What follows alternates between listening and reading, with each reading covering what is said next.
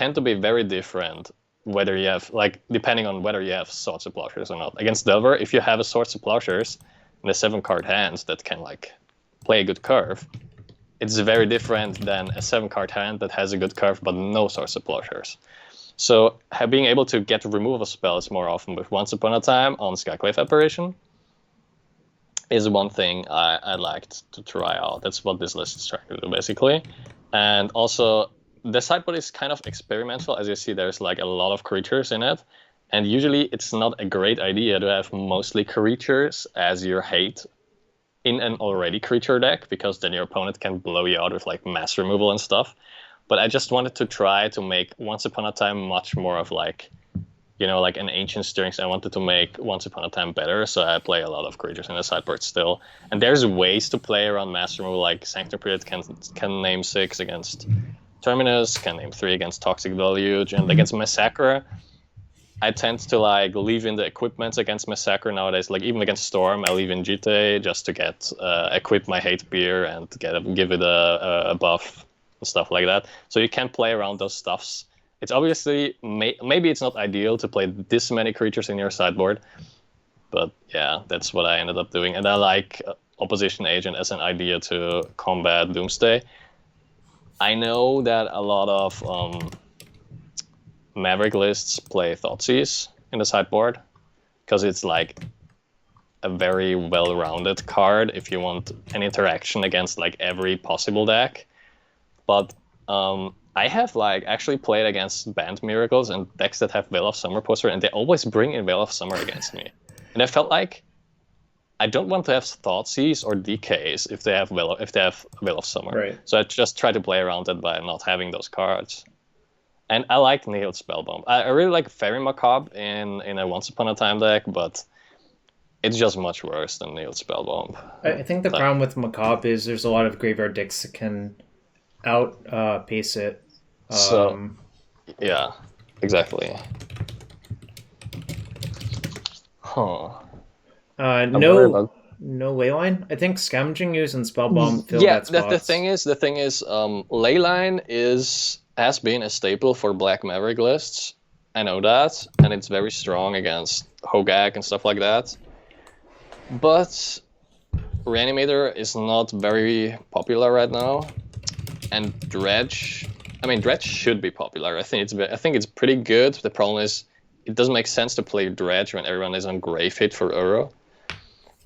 So it's also not that popular. And then like there's Hogak, and I don't feel like Hogak is a terrible matchup. Right? Like I feel like it's pretty close, or like maybe it's even favored for Maverick. Probably favored for Maverick actually.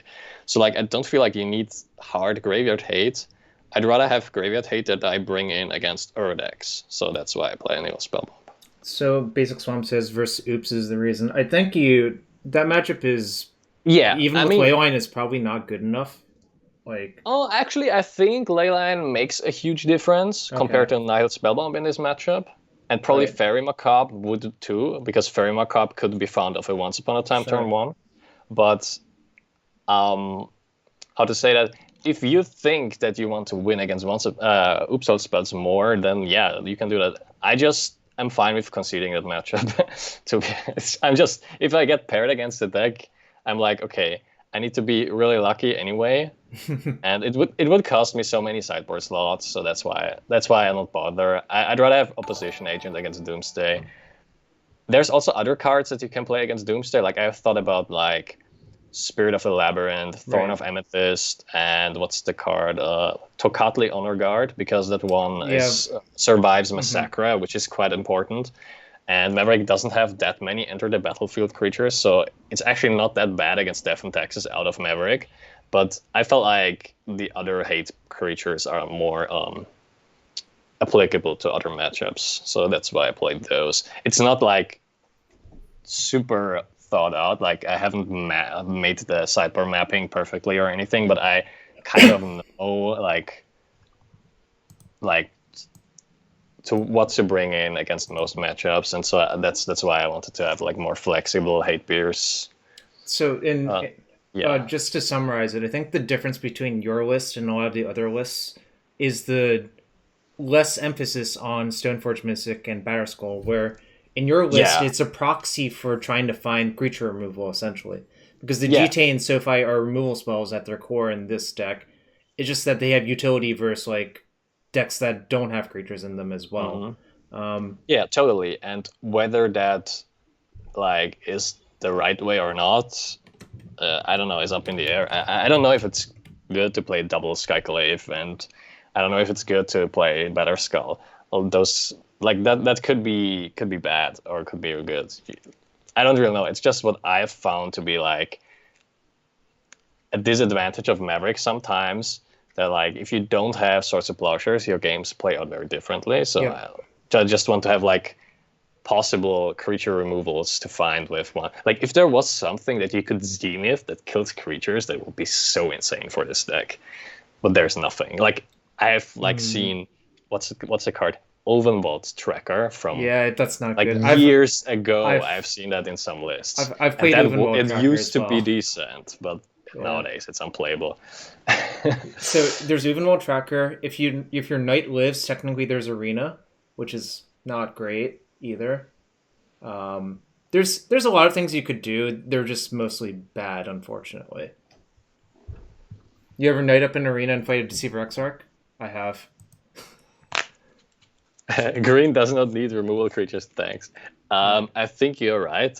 It would also not be. It would not only be very good for the deck. It would be broken maybe if there was a good green creature that removes creatures. I'm just saying, if I want to improve on some fronts, it would be the creature removal suit. I thought about playing Path to Exile in sideboard, but I didn't like that. Oh, Wicked Wolf.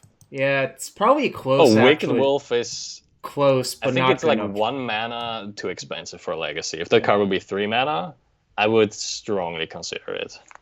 Very strongly. We had to open a chest for GWb Hala, and this is what we have. This card is bad. This card is obviously great. This card is great, yeah, and this is whatever. Yeah. So let's go see. Sarulf is 3 mana. I think it's Sarulf is a card I've been looking at when building this deck, and I decided it's too fragile because you need to you need to live a turn to work, right?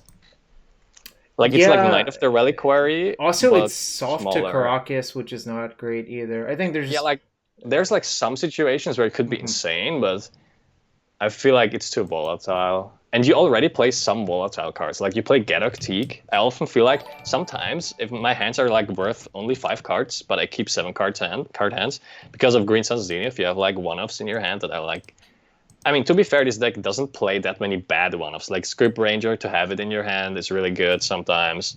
And like Knight of Autumn is not the bad card in your hand, but there are matchups where like you have Gadok Teak in your hand or like Questing Beast, stuff like that, or like double Thalia plus Gadok Teak, and you're playing against Stefan Texas, and you feel like, oh my god, my hand is like 4 cards.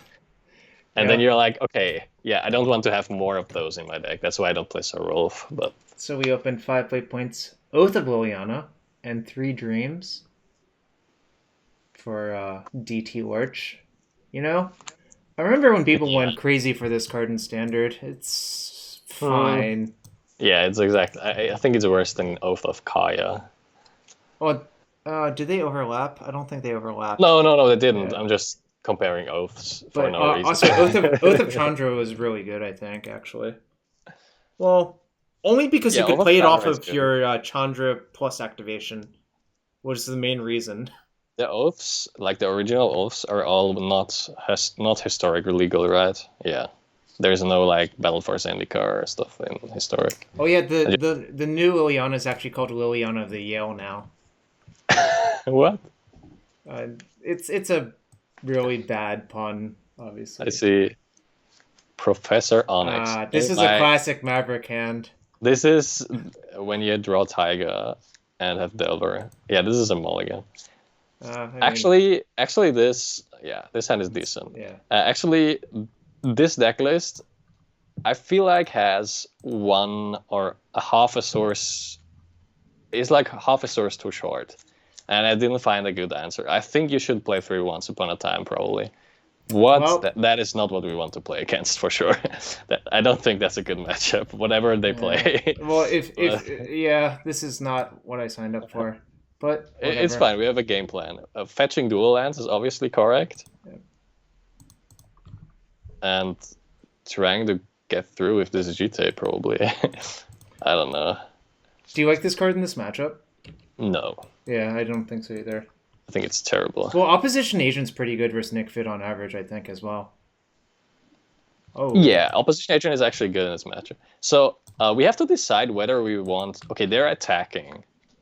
I don't want to give them No, lands. we never... No, that's not one. Yeah, you obviously take here. You take. Okay. I'm just thinking, like, if they left it back to block, whether we would want to show them the GT or not. Okay, that's fine. That's whatever. Yeah, we're fine. I think we're just gonna play another Mother? Or are you gonna play top? I think we're gonna play Mother, actually, but I'm not sure. Because, like, Thalia makes GT so much less... like slower. Like, don't you want to wait with GT for? Maybe you should play Thalia. Actually, I'm thinking it through. I think you should play Thalia because of Green Sun Zenith from their side as well. Yeah. I think you're right. Actually, if I played there alone, I would probably sat there and thought like for 30 seconds and then played Thalia anyway. But I kind of want to like, okay, whatever. I think they should leave it back to block. Yeah. I don't know. Maybe they have a second one. My instinct is not to. Yes. Wow, this makes it a little bit awkward. Now I have to decide again. Okay, so what is the best Zenith target in this matchup? Maybe we should get Script Ranger next turn so we can fly over them. Maybe we should get Knight in 2 turns, but then we need to draw lands. Well, so I'm actually questioning if I should even give him the lands if possible. I'm so scared of whatever they're gonna do with lands, so I don't know. Yeah, exactly. So I just want to play Mother of Runes and say go. Yeah, I think no. Yeah. I would not attack. Yeah, Okay. that's for sure. Right. Okay. Yeah. So, Okay, we're on the same I wasn't page. sure like what we both were thinking. I think we were both thinking about different I mean, things. what I'm thinking is they're stuck on 2 lands. Giving them lands seems completely incorrect. No, like I think these Weatheran Explorers are like walls for What? us right now. Excuse me? Maybe they're like. So a they new feel player. the dead? Okay, so this one is down. At least we can like. I don't know if you want to wasteland them because I would really like the Zenith for what's it called? Script Ranger or Script Ranger, so or we can Questing just Beast. cheese them. Questing Questing Beast Beast is would probably be pretty good. insane, but we would need lands for that. Okay, another land. Am I supposed to wait then, actually? Maybe I would like to waste them so much, but it delays us so. I really hate this situation. Well, I think you actually should waste because this I think also you should enables waste. all of their Cabal therapies and stuff as Yeah, well. I think you should waste and play Savannah and Yeah. pass. I think we're actually not in a rush to do anything because as long as these explorers are literal 1/1s, then we have time. But Is Explorer Shadow? They have Death Shadow in their deck? I don't. Is that really what they play? No. That would be makes no sense. So strange. Okay, lands are actually fine somehow. I think I'm just gonna play GT Sego. I think you're gonna play GT and pass. Yeah. Maybe we're gonna fetch Dryad Arbor next end of turn. I don't know if there's a good reason to fetch Dryad Arbor, but I'm just thinking about it. This is a weird game. I think it's. Oh my god, the swamp. That's not what I wanted to see. So I don't like getting Dryad Arbor because of Pernicious Steed personally, but I don't know if that's crazy. No, I think we just untap. Okay. There could be an argument for fetching and then casting Once Upon a Time. Well, there's a Dryad Arbor on the bottom of my deck, right? I don't want to once into that. Then don't fetch. Yeah, I forgot that. Yeah. Just cast Once Upon a Time. Oh wait, but I fetched already. Well, then fetch first, I guess. yeah. I don't know. Yeah. Because I think there's a lot of creatures in our deck that we don't want to draw right now. I'll Mother just of get Runes want to. Yeah, I think. Scrubland. I think it probably doesn't matter too much. I like. Oh, actually, it Bayou. should be Bayou. I like Bayou more because of scavenging use. Yeah, I actually just remembered that. All right. Well, Knight This is is okay, right? I think Knight is the one you want. Yeah. I think the bird could be nice because then you can Zenith for Questing Beast sooner, but I don't think we're in a it's rush just, for that. Yeah. Yeah, I think they could have removal anyway, so you want to have more threats. This is going to be like a turn 12 game or whatever. It's not going to be like a quick game. The clock they have on us is so slow. Like, it really depends on like whether they get to like 6 or 7 mana, I think. Okay, so I'd probably just play Knight Noble Hierarch. Same Pass. here. Yeah. Very small, very like simple moves. Can I leave up the Wasteland? I guess I can. But I would have to fetch. The spell bump is mostly for Ura decks, basic swamps. That's the main reason why I play that over hard graveyard hate. Like, Leyline is better versus the graveyard decks. But spell bump is better against fair decks. So this person has to have Pernicious Deed in their deck, right? There's like no shot that they don't. I'm pretty sure they're gonna have at least one. Wow, they're just fetching all their basics. They're not gonna have any left for Veteran Explorer. I think they're gonna play a lot of. Okay, there's 5th land. Wait, so they have Scrubland and Overgrown too? Yeah. Okay, that's the 4 mana Raska. Okay. Yeah, I couldn't tell for a sec because the ones I played don't look like that. Yeah, I just looked on the mana cost, but Right, okay, so Knight is gone. Whatever. Think 1, 2, 3, 4, 5. We can Questing Beast, right? Yep. Oh, that's really good. Yeah, that's so good. I know. I actually think that's really hard for their deck to beat. I should just get a. I should leave the basics in my deck. Yeah, just get the dual land. Leave the Caracas untapped. Yep. I think we can afford to do that. And I can attack them. That's the key part of this. Yeah, Questing Beast is a very Smork card. I don't know if you know the Smork meme. I do. Twitch. And the nice thing about it is it just auto targets, so you don't even have to like click anything. It's a very, very lazy card. Remember when we had this discussion about Questing Beast and I told you that that card is just stupid.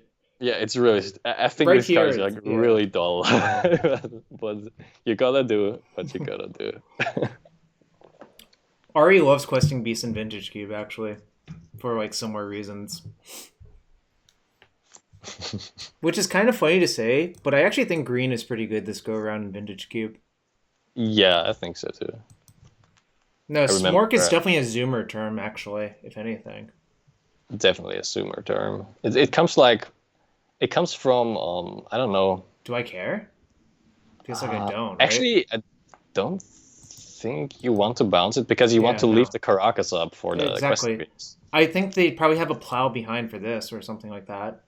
Yeah, and we would have lethal now. I don't even care. Yeah, that's good for us, kind of. I mean, it's not good for us, but they're gonna need to pop it for 4 next turn. So if I draw, I could just Skyclave it. Yeah, seems I think better, you have right? to yeah, so because then they're on a 1-turn clock. Because you Skyclave, you equip GT, and I can even waste them, right? Yeah, it's great. Bomba into Bomba. Oh god. I don't know what that means. I still don't know what that means. I don't want to know either. I don't care anyway. Okay, they could see it. Yeah, Skyclave is so good. Oh, CCR says it's kind of old actually by this point, but I don't think it's Is it Boomer? Maybe it's like Boomer's old. So. Boomer's like really old. I'm gonna cut these Thalias from my deck, despite it actually like they're really terrible. So yeah, Opposition Agent obviously really good. I'm looking at these Spellbomb, exactly. I think the other cards are probably all. I mean, I'm thinking about like if there's a reason to play. Yeah, exactly. Because like this one, mostly what Teague does is shut down their Zeniths. Otherwise, it can't really do anything, I think. So I'm looking at the lands. Is there like any land that we want to like? Do you want to cut like Bojuka Bog, or maybe it's still good enough? I don't actually want to cut a land, and let me explain why. I think one way you can lose to them is by not developing your things on curve. Because it's like essentially sort of a weird, rampy, grindy mirror. I kind of think the lands are good. Yeah, because like you don't want to kill the Veteran Explorer anyway. Exactly. So I just kind of want to naturally draw lands. Okay, because I'm like used to siding out lands against Nick Fit, but with this deck it makes sense to not side them out. Yeah. I think maybe you were siding. Well, it depends on the matchup, obviously. Like I think you're right. I think you don't want to sideboard out. I'm just thinking about like, is there a reason? Do I cut this GT versus them? Probably not. Yeah, I'm thinking about cutting Stoneforge actually, but I'm not sure. But I think you actually want Sophie versus them. Yeah. I don't know, like Stoneforge could be bad against Cabal Therapy, that's what I was thinking. Maybe like this then. I don't really want the second one. So the reason I think Stefan and I are in the same wavelength is GT is actually pretty awful versus decks that have lots of removal, but Sophie is fine because GT is kind of bad against Pernicious Deed. Right. Sophie at least gives you cards after you connect it, so... And then, like, I don't think Sanctum Prelate is good. I think it's interesting. Like I thought about Sanctum Prelate, but like, what are you gonna name? Is it 3? You would probably have to name 3 versus them. But yeah, so like there's only 3. Well, the problem is I think that creates a House of Cards situation that you'd rather not get into. I'd rather just avoid it by not. Like Maverick is not a great House of Cards, not as good as a House of Cards deck as Stefan Dex is. Stefan Dex is Humans. Much better at this. Humans is actually the best House of Cards deck because your opponent dies to your like 1 mana 6/6 or whatever. You know? Yeah, your clock is really good, so you kind of like temporarily. Well, yeah, you don't need a House of Cards forever. You just need it temporarily. When you sign up to play this deck, I think you have to keep these hands, right? Yeah, I think this hand is fine. It's on the low end. 2 basics is actually really bad. The thing is, like, if you draw a 3-drop, you're gonna be happy that you kept. Well, if you draw lands, it's gonna be terrible. It's the best House of Cards deck because it can play Rick. Rick. Oh god. Oh gosh, I still have the Ricks on my account. I played them exactly. I've never played Humans with Rick, but I've seen it. I kind of wish if it was legal and modern, I think the deck would just legitimately be great. Like, to be fair. I think it's super powerful, like the legendary, but wow, we didn't even leave that card in, so they were just going to miss 100% of the time. That was their pick. Wait, they mulligan to 5, right? Yeah, well, they mulligan to 4. I don't know what you're talking about. I see. That's kind of... So the thing is, I don't think you want to Zenith. I think you want to save it. I should just play Spellbomb, I think. I would actually fetch Scrub or Bayou and play Spellbomb, because then you can like start the turn off by cycling next turn. Oh, so that's why, smart. like before your land drop. So that's why I want to fetch on dual land here. So the question is, if they play Veteran Explorer, do I respond by Spellbombing them? I think I probably do, actually. I think you would. Yeah. But now we just don't, and we will do it as the first action in our turn, probably. Ooh. Yeah, I think we just... I think you still want to Spellbomb main phase, actually, now. Because you could draw... Accelerant as well. Yeah, you could draw a second Zenith. You could draw any Dork. You could draw Mother of Runes. Okay. Yeah, for example, I think I would Zenith. I would fetch Savannah. Yep. Probably. And Zenith on Arbor. It's sad that we have to use our fetch lands, but whatever. Because Tarot's Tracker. Yeah. In game 1, it doesn't matter. But then Paulo actually wrote a great thing about this, which he said people were just cracking their fetches too often, even like standard or historic. Yeah. When they had like Mayhem Devil and shit in their deck. Our opponent didn't want to play anymore, so we got an easy one. So we dodged this match. I don't think Nick Fit is a good matchup, but we kind of... But, I mean, their deck is... dodged a bullet. It's weird. I think in non-blue mirrors, that sort of stuff happens more often where someone just like completely misfires. Because there's no cantrips to smooth it out. And we got the better end of that deal, obviously, right there. I mean, our deck is also just better at smoothing out the curve because we have Zenith. Oh. I mean, they have Zenith too, but their Zeniths are worse. I think a shout out to Trock Magic. I believe that is one of my cousins from California. Welcome to the stream. That's nice. It's easier. I'm not for sure. I think it is them because I remember them using that username on like AIM back in the day. Oh, okay. Yeah, welcome to the stream. I'm playing... Stefan lives in Austria, so it's late for him, but he's kind of a night owl anyways. So we talk about Magic a lot, we hang out. It's fine for me to like be up a couple more hours. Oh, I've been sleeping terribly. I think I mentioned that, but... Good day, mate. How's the BBQ?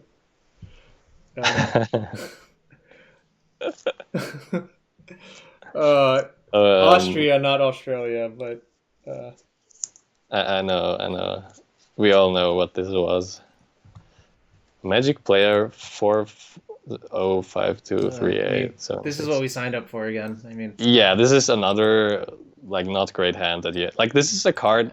That's exactly what I meant before. Like this hand feels like a 5-card hand, but you have to keep it. I mean, it's either insanely good or not very good at all. I don't. Yeah, it depends on the matchup. Yeah. I don't really know. Like, obviously, it could go south.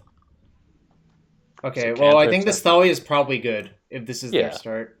That's like one thing. Thalia is on average pretty good in Legacy, so. They bought them both as well, so I smell a little bit of weakness. I'm not playing around days, obviously. I'm just gonna. Yeah, you're just gonna jam. I'm just thinking about what deck they could be because Floodstrand Island. I think it's more likely to be a combo. Yeah, this feels like combo to me, which means I should actually get the point of damage in. Yeah, I think you should actually attack.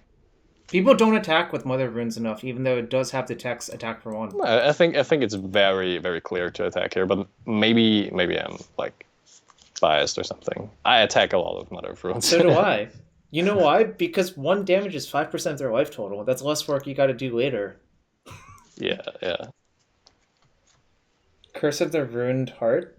Curse of the Pierced Heart from Innistrad. Oh. Okay, I regret it. Okay, cool. It's interesting though because they have Snowlands. They could be banned with Preordain still. Oh, it is banned with Preordain. But against banned, they have Terminus, so Mother of Runes is not that great anyway, unless you have Galaxy. So I think I should. Well, we are kind of priced into playing the Dryad Arbor next turn, but we don't have many options with this hand. Like this hand was supposed to be good against, like somewhat against Delver and somewhat against. You see this stop? Oh, I see. Whoa, we're gonna natural bog them. It's like kind of good here actually to do that. So I want to natural bog and just play Sophie. Yeah. Oh, I'm actually behind. I don't know why. It started lagging for me. Oh. So now we drew the Sword of Finder. Yeah. Because like it's funny because I'm watching the stream at the same time, and now I see like I'm actually behind in time. The Skype's so we played the sword. Yeah. Yeah, like on the stream you already untapped, and in Skype we're still in our turn. I don't know. I will just leave the call for a second. Is that fine? Yeah. Just like. Yep. Just read.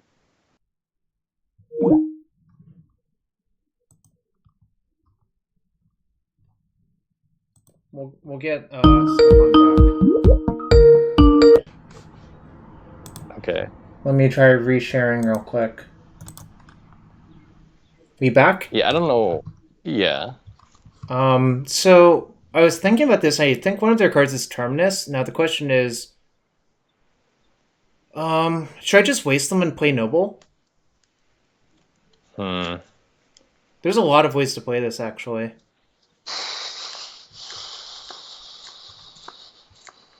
It's kind of tough. Could go south pretty easily. I mean, I think wasting them is probably almost always correct in this turn.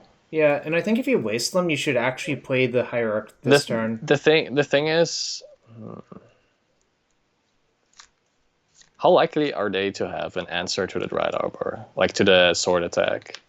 Not that likely because like they've already used 1 plow.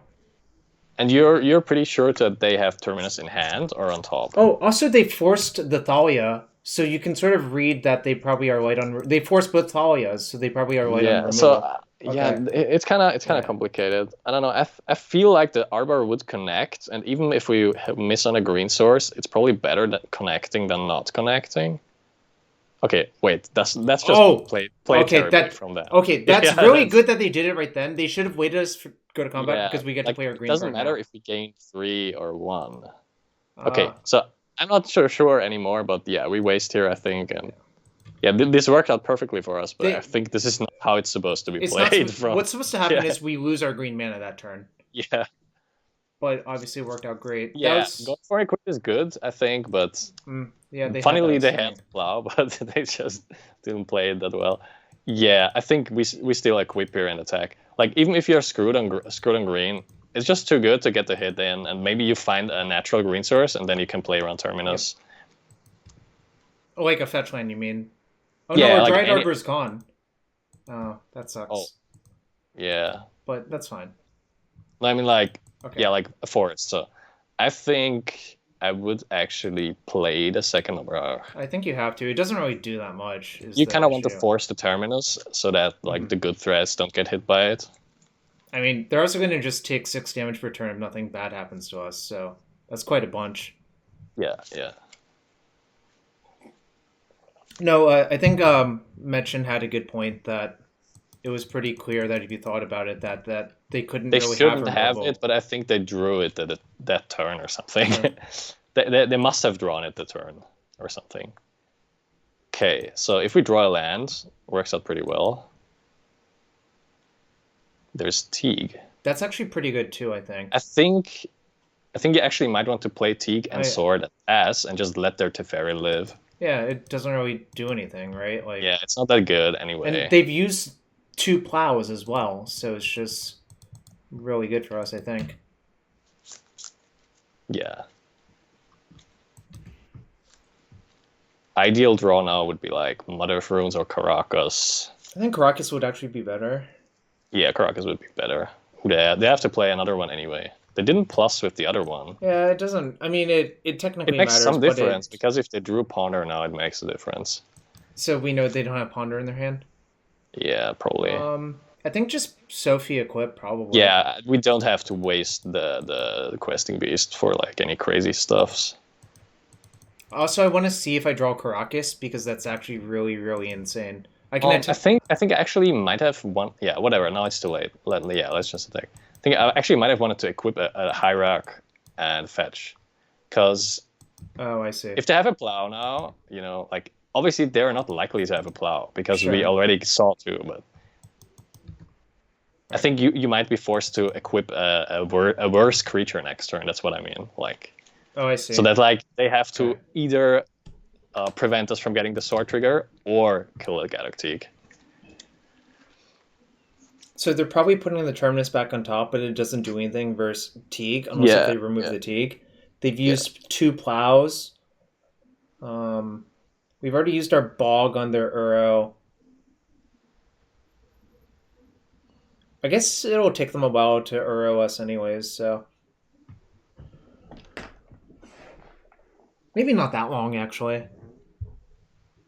Like, if they just go Forest, crack the fetch for Island... is this matchup good? Complicated. Yeah. I think it's actually very dependent on how good the control player is. Because that's the best answer, I think. I feel very favored playing Maverick against Miracles, but I don't think opponents are always playing optimally against Maverick. Because Maverick is like... It's sort of a different matchup than other creature decks because you have a lot of mana. Like, you have a lot of creatures that are no real threats. So Terminus has a lot of value. They found it. Oh, well. It's interesting that they chose to do it main phase. Isn't it just wrong to do that? Yeah, I don't want to be rude, but it looks like it's just wrong. I think that's actually... Okay. Maybe they have something... Maybe they have an explosives. They have explosives. That was the reason. Yeah, so it's not wrong, technically. Right, that actually is right. Wait, I think they could be dead if we draw land. Because, oh no, they're dead, right? Yeah, it's just... Don't I just play this? Yeah, I thought we were short 1 mana or something. I wasn't... Like, I can't count. And they only have 1 card. I don't count when I play Storm, so... Who would win? Stefan versus me? I don't know. What? I don't know. In what? I'll beat Stefan in some lands mirrors. I think Jarvis will beat me in chess. That's for sure. Toxic Boomer stream? Alright, well, that worked out pretty well.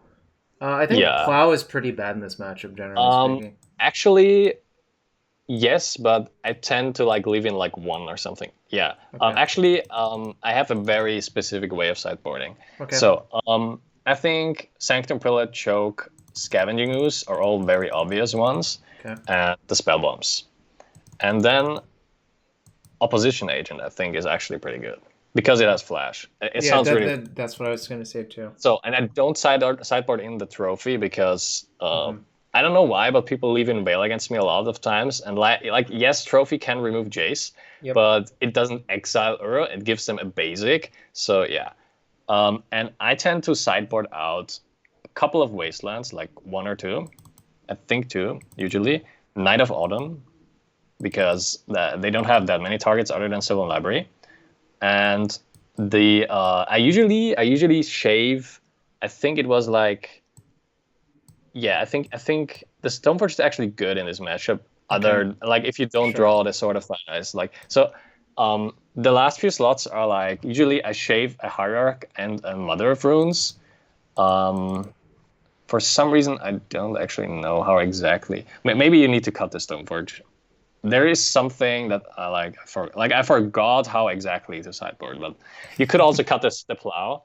But like, there's like one slot off that I usually wouldn't know. I just forgot. I think it's plow in my book, but obviously the thing is like sometimes they have mentor, and sometimes plowing aura is decent, and sometimes it's nice to have a plow for an ice thing. Like it's a card disadvantage, but it gives you more options. Okay. Actually, I feel like I want. Wait, give me a second. I'm thinking. Oh no. I think let's just submit this. Actually, yeah.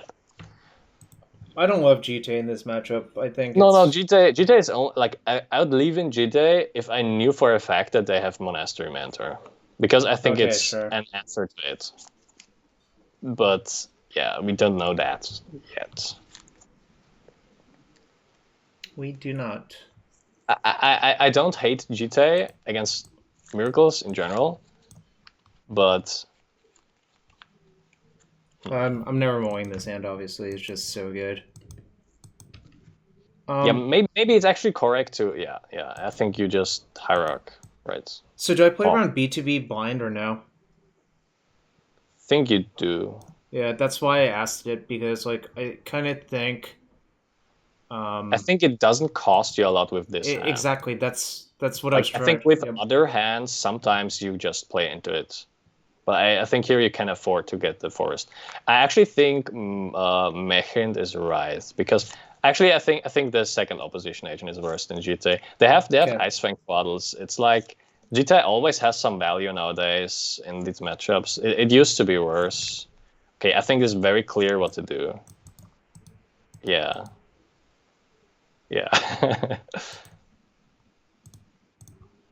Look, you cannot tell me not to wasteland there. Yeah, exactly.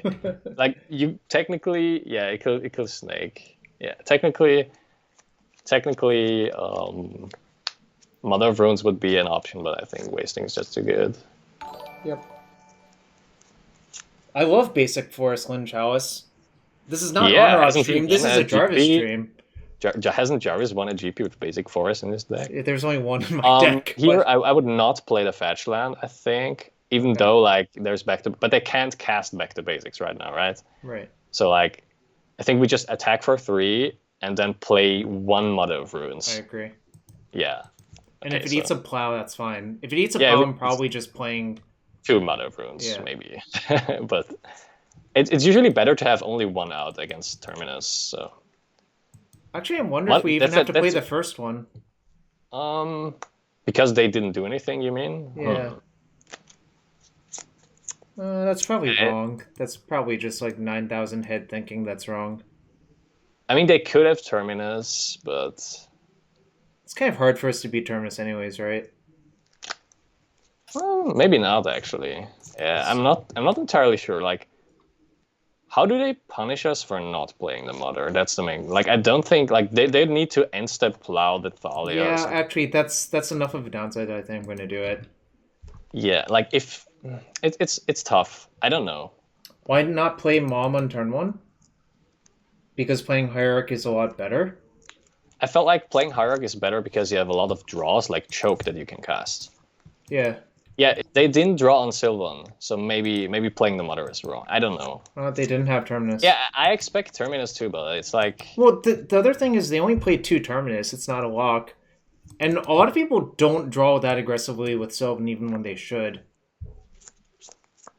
Yeah, I'm not sure. Like, I think in a lot of situations you don't play the Mother there, and I think in a lot of situations you played. What? And I felt more like playing the Mother here because we have a second one. Hold on. What is this? They're tapping 2 lands to main phase Brainstorm. With green up. I don't know why. That makes not that much sense. Oh, it's engineered explosive. Yeah. They wanted to find engineered explosives. Okay, this is strange. I think you are you're priced to removing the Sylvanary. I think you attack for 3 and then you play that thing. It's kind of bad to have this many creatures out though, but actually maybe I don't do it because they just brainstormed, right? Yeah, I think actually you play Fat Pass. Yep. Yeah, I think this would be too much. This would be overextending too much. I think 3 creatures already is very risky, but... Alright, they don't have it again. Or they didn't float it with the Brainstorm. They have to have Terminus now anyway, because we have Mother of Runes. Yep. Like, they need to do so much to remove Thalia. Also, Skyclave could remove a Jace or later. Okay. It's whatever. Obviously... not ideal for us, but whatever. Don't think you want to fetch. Which is a tap. Do they upkeep? Oh, they don't even upkeep. Yeah, I think you just hit for 3 again, and then probably play... I mean, it depends on like... Oh, they crack for the Exalted. So that gives us some info. You could technically protect, but it's probably just... It doesn't matter. I don't know. There's nothing that could happen. Gut shot. I don't know. Yeah, let's say right. I'll show them that I know. Jarvis is aware of shenanigans. You played Gut Shot. You played Gut Shot. I think the player is to just play Skyclave Apparition. Okay. Actually, maybe not. I don't know. Maybe just play the Mother actually and the Spellbomb. They are so low on life. Maybe Library is actually detrimental. Like maybe Library doesn't. But it will not be detrimental, right? It will not be detrimental. That's for sure. But I feel like if you Skyclave here and they kill this Skyclave, they have a 2/2. But like, what does the 2/2 really do? It's not that huge of a downside. No, it would be a 3/3, right? Oh no, never mind. And it would be a 2/2. It would be a 2/2. But I don't know actually what to do here. Huh. I think I am supposed to Skyclave actually, but it's kind of close. Yeah, I would actually no. I think you have to Mother. The main reason is they just explosived, so they don't have Terminus probably. And the thing is, Skyclave can't attack that well into stuff anyway. Mm-hmm. And also, like they could have Teferi next turn. Am I supposed to fetch to leave black up? I think I am actually. Just like with this spell bomb. Actually, yeah. That's what I was. We don't have enough black sources left. Yeah, I think you want basic planes. Yeah, that's what I was about to say because I think we're allowed to play around back to basics just enough to be able to cast stuff through a B2B. You know. Yeah. Agree. Actually, I think this play was better, but I can't really explain why. You just know it's better, Seth style. Yeah, kind of. Yeah, that's fine. I just feel like it's better, but yeah, whatever. Thalia's gone. So now there could be Teferi incoming, but we would be fine with that.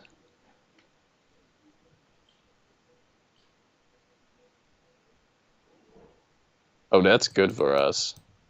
That means they have Ura in hand. Or another... Or they think they just have to do this. I'm obviously doing this, I think. Yeah, obviously. Like, there's no Let's not 5-head us into not doing it. That would be a Daniel maneuver. I'm just like, well, I have to do this, and it's really good for me. It would also be a Stefan, a me maneuver, but You overthink it sometimes. Sometimes it is that easy. yeah. Should I just play this in Name 6? Yeah, I think this actually was like one of the best draws. Alright.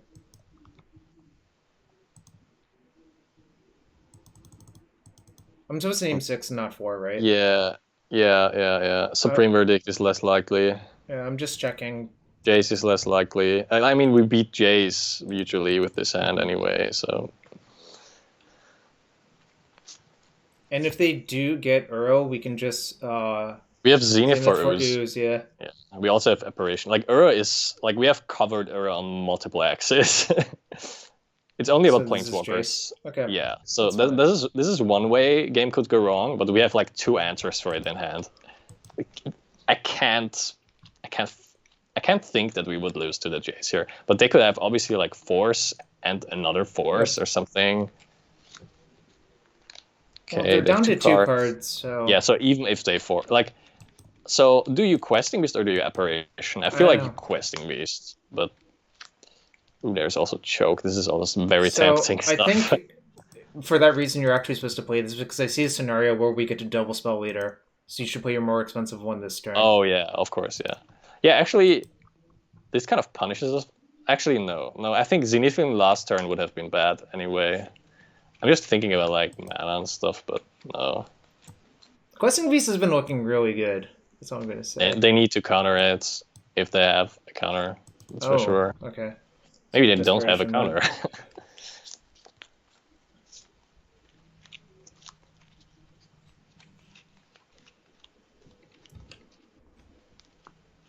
Well, that's really good. So that we get to Smork. Alright. I always check.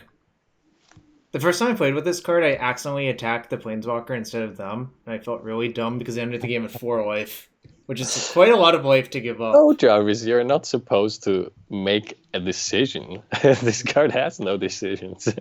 It only goes face.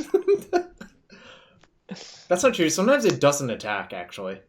Yeah, that's true. No, I think they're obviously I'm joking, but there's like Questing Beast is like a funny card, at least. They're in desperation mode because none of their creatures can block this now, and also like it's really hard like, for them. They're probably just dead because we choke next turn, and if they didn't find a counter for some reason, yeah, okay.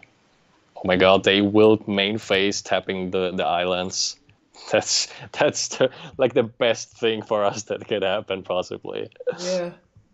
We're getting some good situations for this deck. I don't think it's normally this easy. Yeah, I agree. I totally agree. Oh, no. Don't. I think we had lethal if you'd seen it for Hierarch, cast Hierarch. Whatever. I don't think. Oh, I did. I don't think they will win anyway. They're so dead. Okay, you're actually right, but yeah. It doesn't matter. They'll be down to 1. Second bird over 4th Hierarch for black. Hierarch is so broken in these decks, I think. So the Exalted matters so much. I counted the black sources of this deck, and I'm not entirely sure on it. Like I could see the second bird, but I feel like bird is so much worse than Hierarch. Usually for Maverick. All right, let's see what people said. Attack the Planeswalker with QB. Sometimes. Thank you for the follows. Stress Daddy, Disappointing Solid. Oh, Lynn Chalice sub. We got to open a chest for Lynn Chalice. Oh, nice. I've been playing more Times Sparrow Limited off stream. Queen Marchesa. Or Marchesa. Playing Times Sparrow Limited off stream rather than playing Leagues. That's why I don't have that many chests. But, so we're 2-0 currently. I'm going to use the bathroom real quick, and we'll be back for round 3 in a second.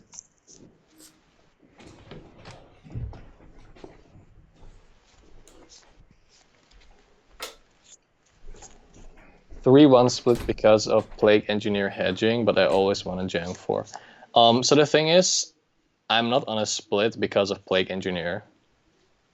I just feel like you need the bird so that you have more black. And like, I can see, I can actually I can see -1 Hierarch +1 bird. I think that is very reasonable actually. Could even like argue for a Gilded Goose or something.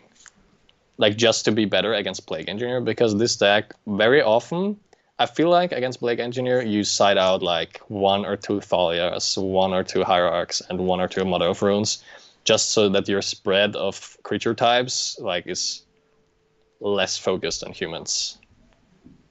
The bird also just blocks Murd Lodge sometimes. Thoughts on Silly Goose in this deck? Yeah, 10 out of 10 Silly Goose. The bird, yeah, I actually think bird is like, it has some upsides. If you already have a counter on a GT, sometimes it's like your way to victory. To like attack for 2 with a bird every turn or something. Under like Ensnaring Bridge. Yeah, that for some, like that's mostly just I was talking about like what upsides bird has over Hierarch. Sure. But usually the Exalted of Hierarch matters a lot, I feel like. I agree. That's why Kasoi Pride Mage was played for so long as well, frankly. Bird is better at carrying Sophie in some situations too. Yeah, Mm-hmm. I agree. Against like Delver and stuff, against green creatures. But most creatures nowadays can't block Sophie, which is funny. Like most blue, I mean they're blue. I mean like creatures out of blue decks usually can't block Sophie. Our opponent's insane, Urza. Urza insane. I really hope they're not playing some Urza deck, because I don't love that matchup. It's very volatile is how I would describe it. Yeah, I mean, depending on the matchup, this hand could be decent or terrible. We don't know. Okay, well, I'm going to fetch Basic Forest, actually. And there's a bunch of reasons why. Yeah, I agree. There could be Blood Moon or Blood Sun or any of those. I mean... There could be Opposition Agent next turn, or like you never know. Well, we don't talk about that card. We don't talk about because that card's really good versus deck. Like, yeah, this card is really good against Maverick. It's also really good against Death and Taxes. Yep. I think the card's just really like pretty solid. It's just not every deck can play it, and you really can't main deck it that often. It's mostly like that. It's 3 mana, and like for blue decks, you have counter spells, you have Hull Breacher, you have access to like Brazen Borer, hate creatures like Meddling Mage. You don't have slots for Opposition Agent in blue decks, and then like some of the black decks don't play it, like because they're mostly like combo decks, like, but like decks that have Dark Ritual and are like the Repo cheap deck, you know, like, and then like decks like Ancient Tomb decks with black or like Maverick with black, they could all play it.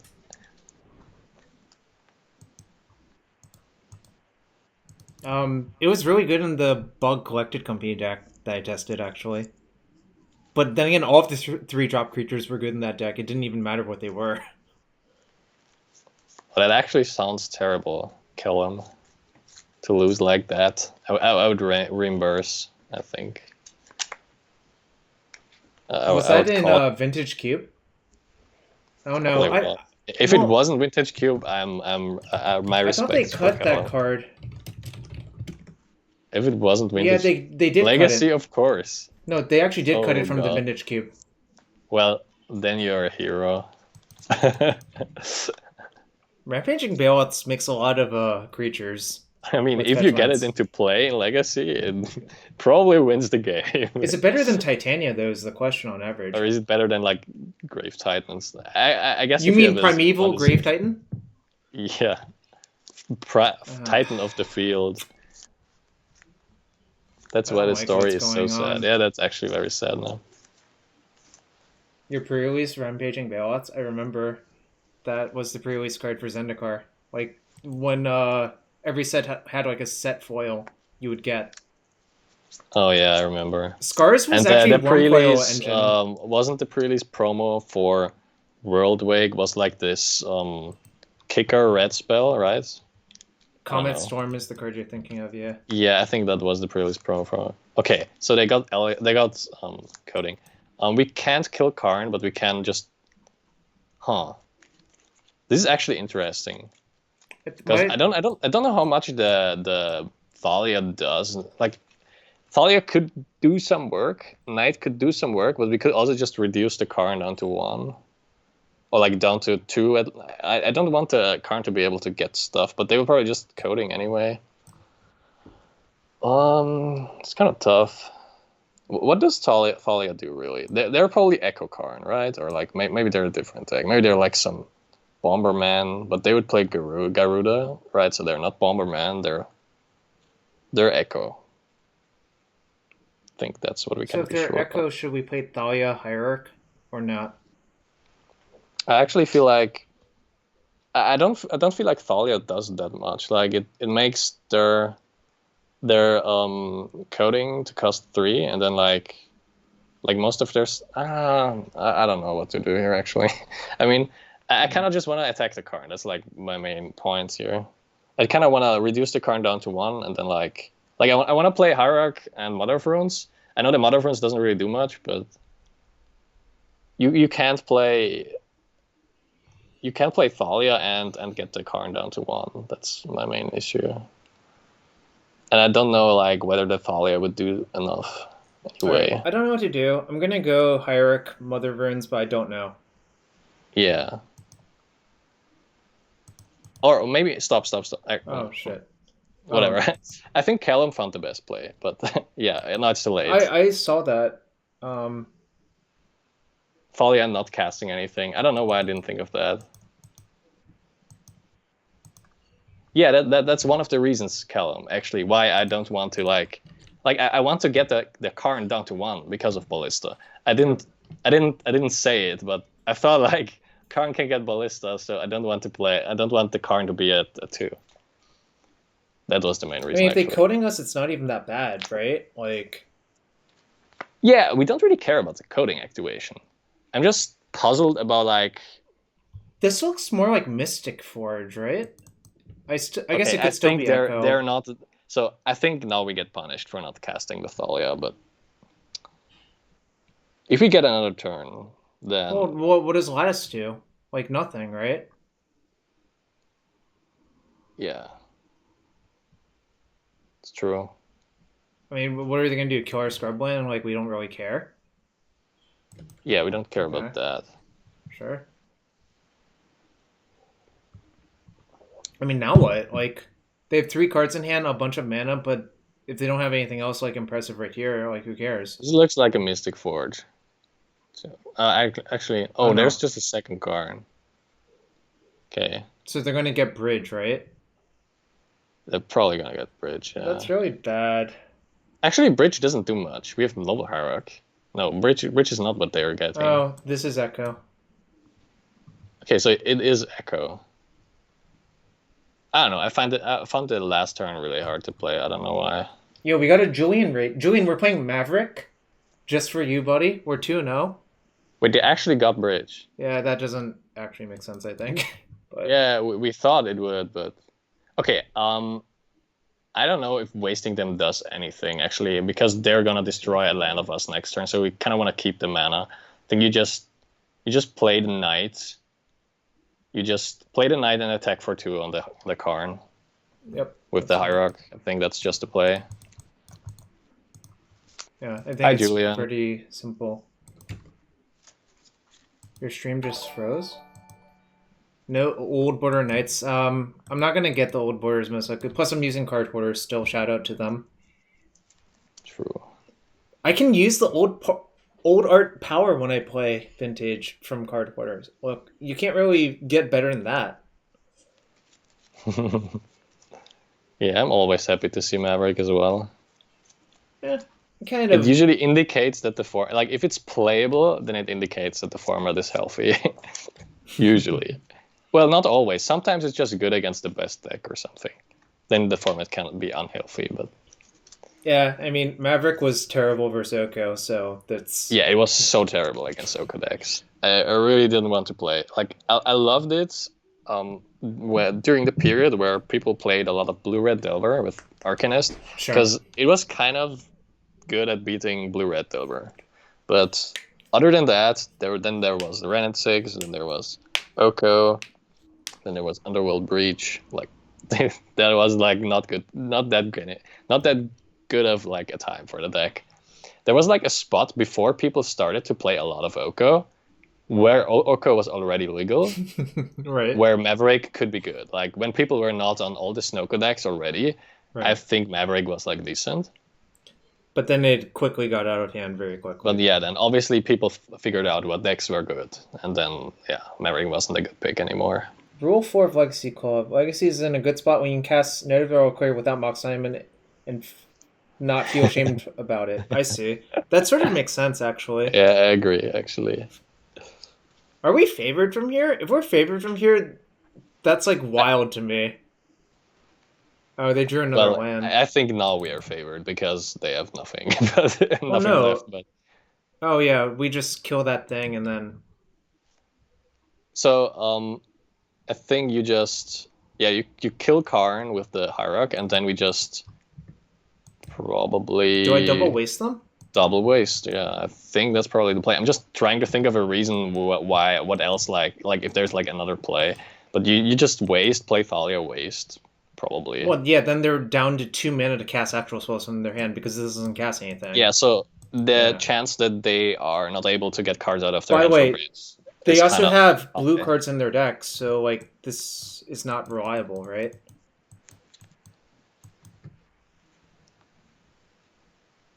Like they have like literal blue cards in their deck, so those are all dead draws now, right? Yeah, they have like I don't know what else like you would do here.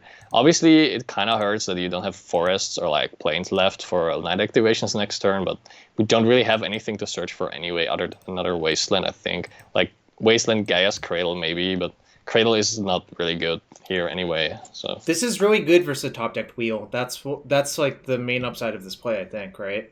Yeah. I think Mother of Runes is gonna attack now. Because Mother of Runes has one more power. Right.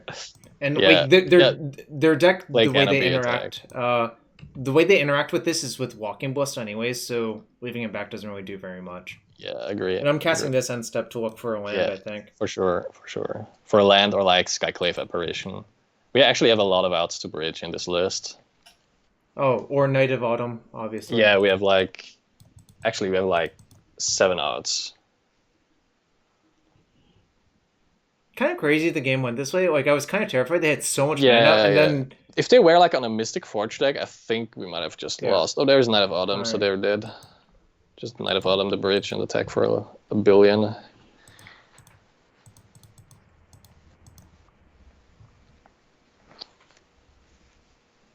Well, that's an easy one. I think we got away with some stuff. Yeah, game. I think actually the game 1 matchup is not good for us. Oh, yeah. I think if they got Ballista instead of Bridge, we might have lost, actually. Yeah, I think they should have gotten Ballista. If I think that's what I was so scared of on turn 2. Yeah, Ufi is very good. Thinking of Prelate here. Is Prelate on 0 good? Probably it's not that bad. At least. It's exactly. What about Mother of Runes? I think Mother of Runes is terrible. Atrocious. Yeah, and then do we need Scavenging Ooze? Yep. I mean, Scavenging Ooze is probably good because they have Emery. Yeah. So yeah, I don't know if we need the second one, but we can like. Plows are good somewhat. Like they get Chalice, but they like hit Urza and they hit Emery. Is there anything that you would... Maybe the second news is actually not needed. Just thinking, like, is there any... Like, maybe Stoneforge is the card that you don't want. I think these are not good versus Karn as well as the other issue, right? Yeah, maybe. Actually, I mean, you could leave in GT for Ensnaring Bridge, but that's so... No, that's bad, because we have so many outs. How about I just cut these? And you bring in Tracker and Ooze. Well, this is also bad versus Karn, but... Or like it's a 3/2. What about like Opposition Agent isn't really good, right? So like this is bad. Well, this is like okay, like but not great. How many islands do they actually play? I feel like they 7? Don't play that many. It's like 7, right? I would not bring it in. I would just either break. I would leave in the GT. I would leave in the GT because it wins against Bridge sometimes. That's fair. But yeah, I think the answer is literally 7 islands, but I don't know why I think that. Yeah, even if it's 7 islands, I don't think it's worth it. But exactly. Well, 7's not that many. That's the reason. Okay, yeah. I guess it's not that many as well. So I felt like 7 could be maybe enough. Like No, you'd have to think of like if yeah. choke is a stone rain on average, would you bring it in? No, I don't think so. If choke is a double stone rain on average, probably yes. Well, this hand is excellent. Yeah, you have to keep. Obviously, there's some Yeah, there fail could be case, chalice, but whatever. Chalice and not drawing a second land would be, but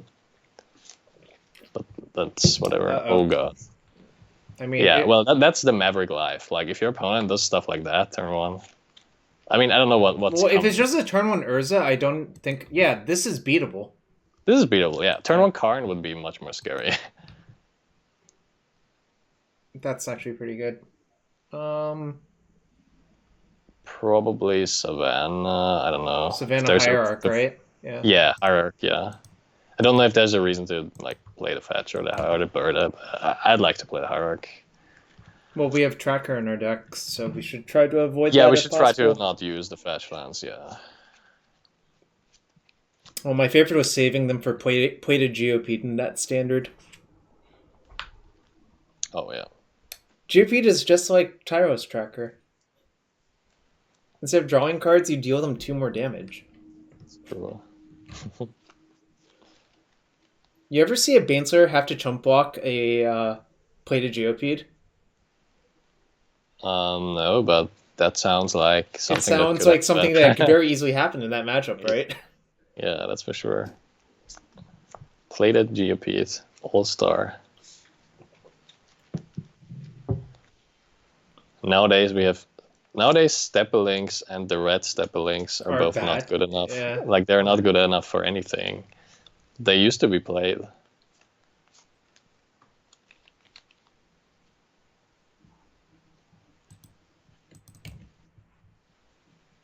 I think I just go oof birds. Oh, what did we draw? I think I'm lagging again for some reason. I'm not seeing anything. Do you see? We drew a knight. Okay, I saw it on stream now. We drew a knight.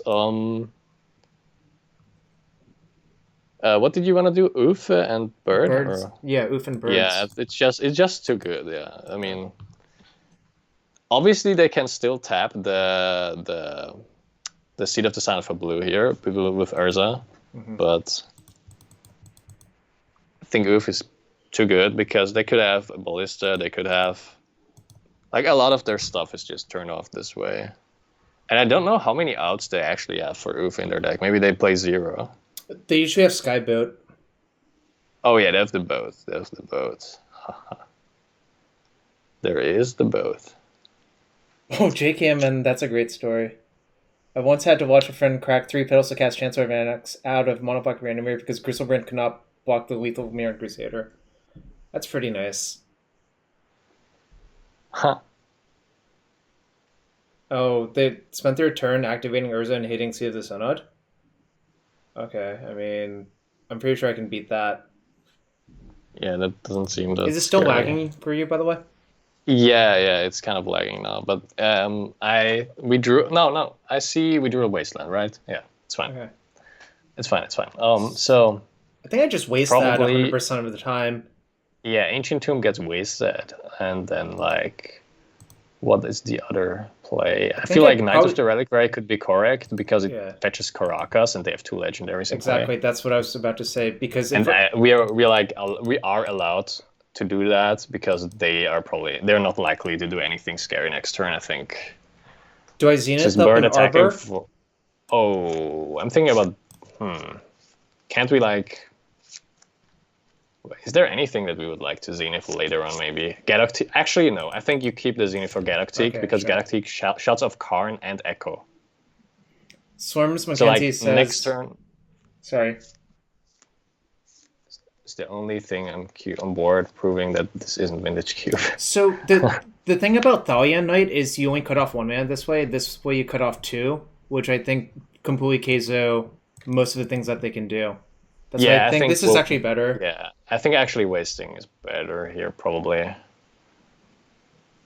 But yeah. Thalia Knight is obviously not that bad as a play. I just think the Thalia attacks them by 1 only. But Cal, remember the turn before they spent their 5 mana just activating Urza? So I don't think they have many spells. Sadly, the Karn hit the battlefield because that's what we wanted to prevent. But it would have just gotten to hit the battlefield no matter what. No, like I was thinking about the Zenith on Gadoktig. Okay, like we could have Zenith on Gadoktig last turn as well. Right. Which is very reasonable. Would have been very reasonable, but I don't think they can do much here because we have Knight of Autumn to destroy anything that they search. I was about to say the other thing is if we draw a land. Oh, Snaring wait, Bridge. why didn't they get Skyboat? I don't know. Maybe they're afraid to not be able to cast it. So oh god, there's a okay. So we can completely dismantle them. I'm just thinking about like what is like. Like I think you want to get rid of Urza this turn for sure. The question is whether you do it with Karakas or Skyclave, and like you could technically Karakas Urza, and then like. Because they can't recast Urza because of the Ufu, right? They would need to top tag a Tomb. So you could Karakas Urza and Skyclave Karn. But you could also like Skyclave the Urza and like do some other play, but I don't know. Yeah, I would go with this with what I said. What's correct is to just cast this first and see what happens. Oh yeah, they could have Force of Will. I forgot that. Yeah, no. So I'm just gonna cast this, and. Oh no, they have Bridge in hand, so like they can't force anyway. But yeah, I see. Oh sure. There was nothing that could have happened actually. But... So I think I kill that and Karakas that, right? Yeah, and Karakas that and kill the Karn with the Ufu. Yep. That's obviously better, but. And I'm knighting away the Bayou. Oh no, yeah. Wait. No. We have black with Bird, but does black matter? There's only one trophy in our deck, right? There's trophy and nothing else, right? Actually, I think it's supposed to be Savannah, but I don't know. It's kind of close. I don't know. I think this decision is unlikely to matter, is my suspicion. Yeah, I think it's probably correct to sack the Savannah, but I don't know. Yeah, it's obviously better to like... Oh, you could Skyclave the Urza, is what you said. Huh. Skyclave Urza. But aren't they... Well, I guess if they are... Yeah, actually, maybe Skyclaving Urza was better because the Zai won't do much. Yeah, I think that was better, actually, because the case that we lose the game, they top deck, is the case where they top deck the Soul Land for Urza. Oh, I see. Okay. So getting rid of the Urza entirely is definitely better than getting rid of the Zai entirely, because the Zai is very beatable. Like the Urza could in some way, like I don't know, make enough mana to do something. Like they could double spell with Urza, and they could probably not double spell with Zai. But okay, so they play some. They have outs. Yeah, no, I'm not surprised. Okay, but, well, that doesn't really solve their problem, which is I'm just going to replay it and probably play Thalia. I'm not even sure. I think you should replay it. Yeah, I think I should just play both of my things. Yeah, both things, and then and probably just I don't know what else actually. Maybe I should have thought a lot more, but it doesn't really matter. So I think this is correct because it keeps them off most things that they can have. Like it's hard for them to go ballistic on this board. Yeah, they could double spell with Urza. Yeah, you're right, Matt. But I just didn't think. For some reason, I didn't think of. That's not good. As whatever, and we have Knight of Autumn anyway. We should have activated Night End Step. That was kind of loose, but whatever. Really? I mean, I don't think we should actually, right? Because we don't even know what we want to get. Yeah, but even in this case, you can get a fetch land, so Knight gets bigger, right? Like, we don't care about the Bayou, right? Sure. You could fetch, get Savannah, or get basic Forest, and then I'm gonna cast this thing and see if they're dead. Or we could have gotten Canopy and stuff. I don't know. Yeah, no. Because we have Zenith for Arbor anyway. Is what I meant. We could if you really needed to fetch another land, then you could Zenith for Arbor. Whatever. It's over. You just play a Knight. You destroy the bridge. You hack for a lot of damage.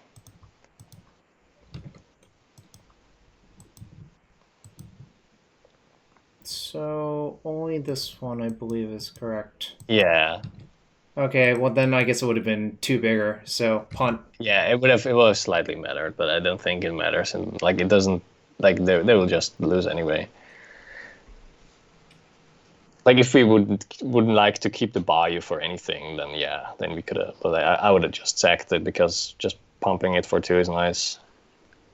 Yeah, I don't know. They were mostly in the hard lock, I think, by that point. So Yeah, it they was unlikely to couldn't matter. really get Obviously, those mistakes matter, but yeah, not when your opponent is like this dead, probably, but could have mattered. look, all we're saying is Knight of the Reliquary is unbeatable right now, chat. That's the evidence. Yeah, we should add the 4th. Why does this deck only play with 3 knights? Actually, it doesn't play 1. It's such a troll. It's because we cut the 3rd one for Questing Beast. Yeah. Well, to be fair, most Maverick lists play Questing Beast as well, I think, and they have 4 knights. So, or maybe I don't know how many knights. I'm pretty sure most people play 4 knights, but we have the honorary Knight of the Reliquary, which is Knight of Autumn. We have 4 other knights. We have a 4th other knight. Yeah. I think it's mostly the Skyclave apparitions eating up slots, and I think that's fine because the card is just very good. Right. Yeah, this is like excess Knight of Autumns too that you can't Zenith for, but they're just nice to draw. So yeah, they're better in your hands. anyways, if people enjoy the stream, you want to support it, following is appreciated, and if you have a sub or Twitch Prime sub, that's also welcome. Subs open chests. There could be anything in the chest, Stefan. There could even be a set of Kaldheim.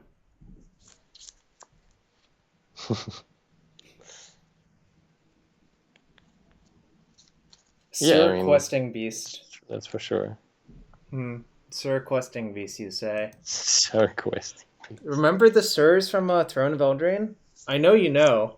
Can we be equality for everyone? Can we Sir the Ooze then as well? Oh, sure. I kind of want to Sir the Ooze. Okay, yeah, that reminds me of like another hand that we had today. It's just the Maverick life. I think this person's played Bant almost every time, so... Okay. I think you lead on Hierarch, even though you have Mother Thalia, because there's so many 3-drops that you could draw. Agreed. And people like to kill Hierarch anyway, so... Wait, people like to bolt the bird? Yeah, they really like that.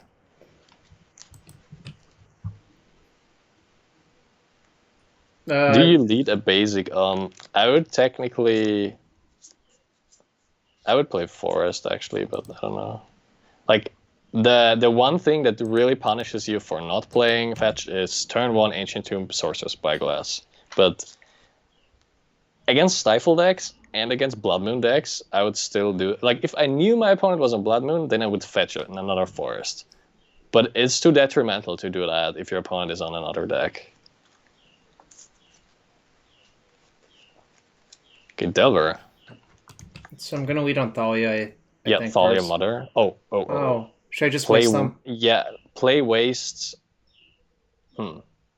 Actually, I think I'm supposed to waste them first, right? Yeah, no, yeah. I was still debating whether we want to play Mother or not, but I think, yeah, definitely waste first. I was like debating on like casting Mother, I don't know, but I think it's better to play Thalia. Oh, no force. Okay, looking good. At least we get enough time to resolve our stuff now. Well, we only have one more spell to resolve. Yeah, the problem is if we never draw any other spell, could be tough. It's a classic battle. Thalia versus Delver of Secrets. Oh, no flip though. That's really good. Well, that's maybe. Good, yeah. Well, their Delver didn't flip, that's why. Okay, so yeah.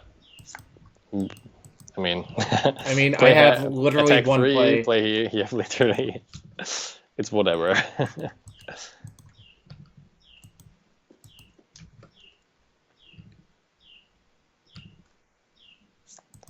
Situations like these are sometimes why I like Tireless Tracker main deck, but obviously it's very clunky.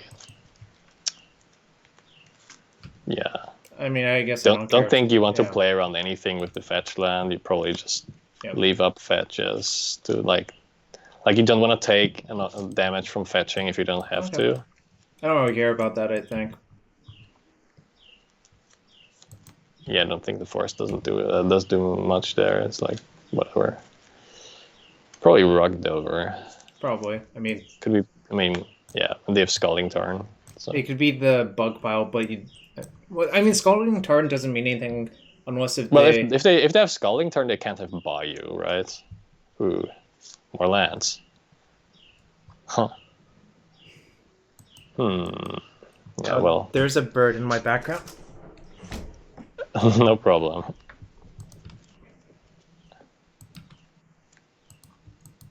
I closed my window. Maybe it's quieter now, but I'm not Slightly. doing anything else. It's fine.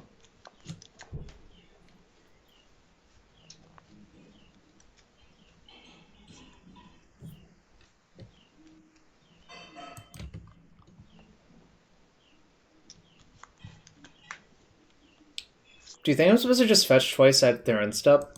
I think you're supposed to fetch once on planes, probably. Right. Because if you draw a Wasteland, you still want the option to fetch Dryad Arbor, technically.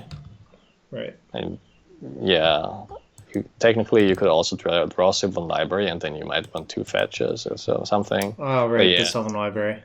Like, there's like some reasons to not double fetch. Well, would have drawn fetch anyway.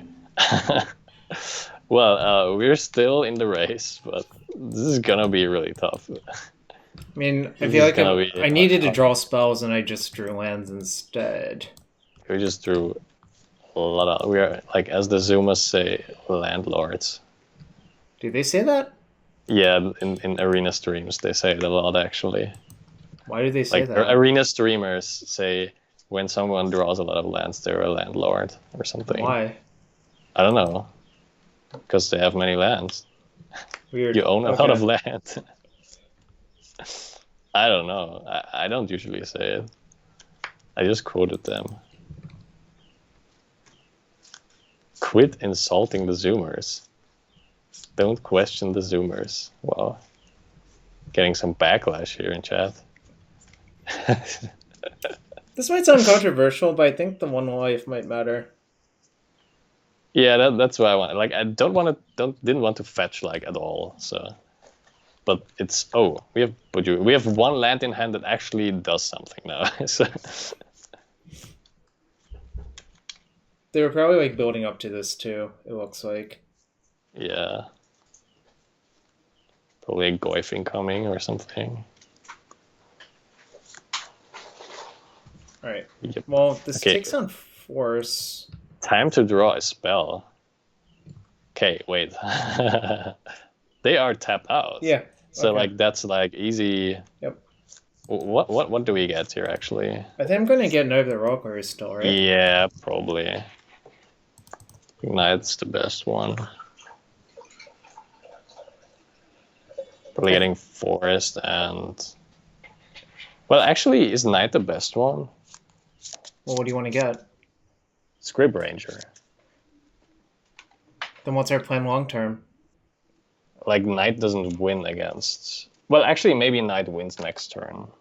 Yeah, all I have are lands, though. Like, if I just get Scrib Ranger, can't they just...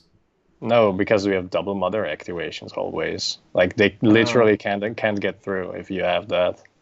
What if they have a bunch of Stifles? Oh, yeah, that's actually... maybe. Could also get QB. No, we can't. We can't get Questing Beast. Can't get QB, yeah, no, never mind. Yeah, it's...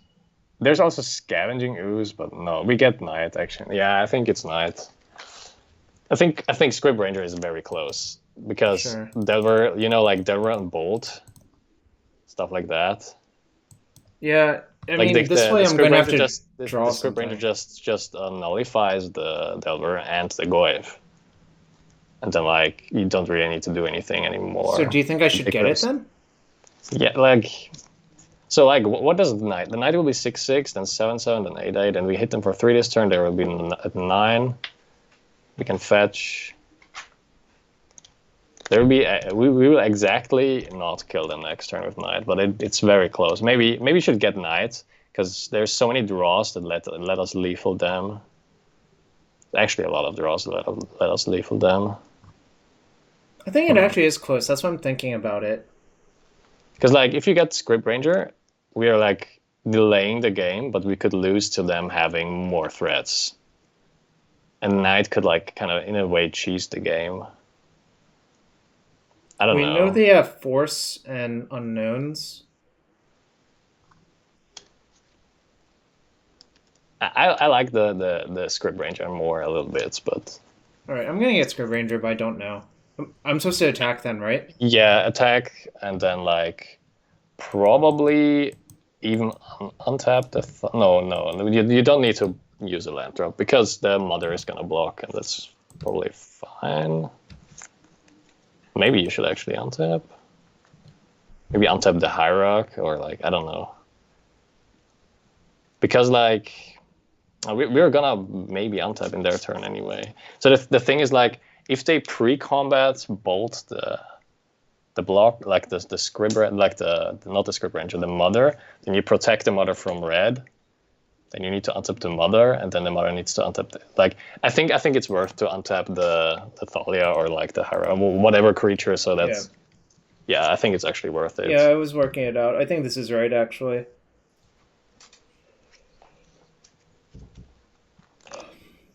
We knew they have Force and 4 Unknowns, but... Smooth peanut butter. Smooth or crunchy peanut butter, Stefan? Probably... Crunchy only to try it out. Smooth... Oh, you've never had crunchy peanut butter? Yeah, I don't think so.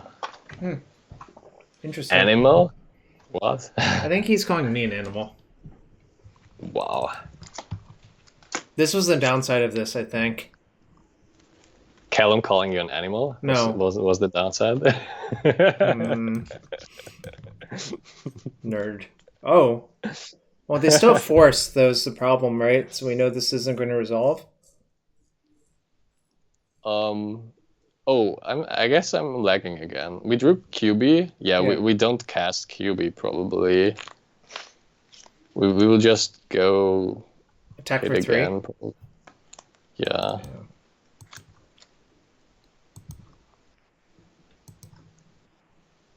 Like the thing is, if you compare our board state to Knight, I don't think the Knight would have I don't think the Knight wins against them flipping the Delver here. Like we could lose anyway, but do I just main phase untap or do I just play my fetch? I think you actually just play the fetch, and you don't. I think you don't untap and you play the fetch, because now we have the Hierarch to block anyway, so we don't need to waste the land drop. Yep. Days. Okay. Okay. I'm slightly lagging again, but I'm seeing what's happening on the stream, so it doesn't matter. I don't know what it is doing here. Like, if it's on my end or if it's on like connection or something. I don't know. Like if it's due to my PC or my Skype version, because I haven't updated Skype for a long time, I think. This is an error. Okay. It's kind of annoying. It's quite annoying.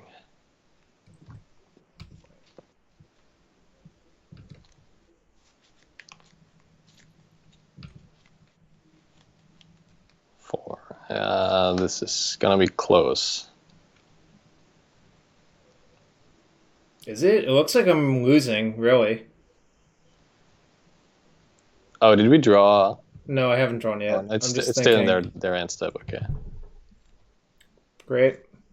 Well, this can't even attack anymore because of that. Yeah, I think we're losing. Yeah, well, then we need to resort to attacking a Script Ranger and untapping it, probably. It's kind of strange now. Like, I'm just drawing dead, I think, right? Probably. I Yeah. think maybe we should have not just played around. We probably shouldn't have played around Bolt, because now I'm just dead to a Bolt anyways, pretty much. But now I can't even beat what's on the board. Maybe we should have cast a QB now Why? to like eat the forest so that the card we draw doesn't get forest, because the QB will not be a must counter next turn, but it would have been a must counter this turn. No, can't they? Oh, I see. Yeah, but you could also like Mother of Runes the QB to get through and stuff like that. Like we probably should have cast it. All right. I'm probably still supposed to cast it, actually. Yeah, I think you just cast it now because like obviously they get a card in their graveyard now, but it's kind of too late. It's like so like with how bad we were drawing, we had to cast the QB probably at some point. All right, they forced it anyways, so this is fine. Yeah. Okay, so it doesn't matter. So their last card is Daze and 2 Oh, unknowns. we should. Whoops. Yeah, this. Oh, this is bad if they have Stifle now. Or bold or anything, but we are dead to bold anyway, so it doesn't matter. No, it's. I mean, I could have played around Stifle for free. So. Yeah. All right, I guess I activate it now. Yeah, for sure.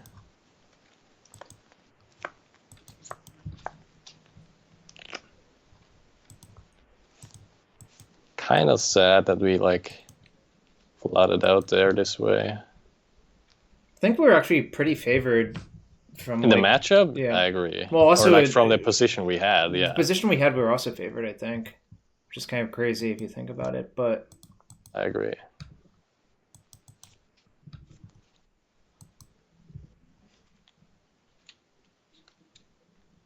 So I think I'm supposed to fetch now because like 1 and 2 are identical. Yeah, and you get I don't know, Dryad Arbor probably. Dryad Arbor. Or like maybe Scrubland? No, Dryad Arbor I think is better. There's some cards that help now. Oh, actually fetching was... Oh, that's a good draw though. Yeah, we just play Savannah, cast GT, hope they don't have a force. Maybe this could sneak the win, I don't know.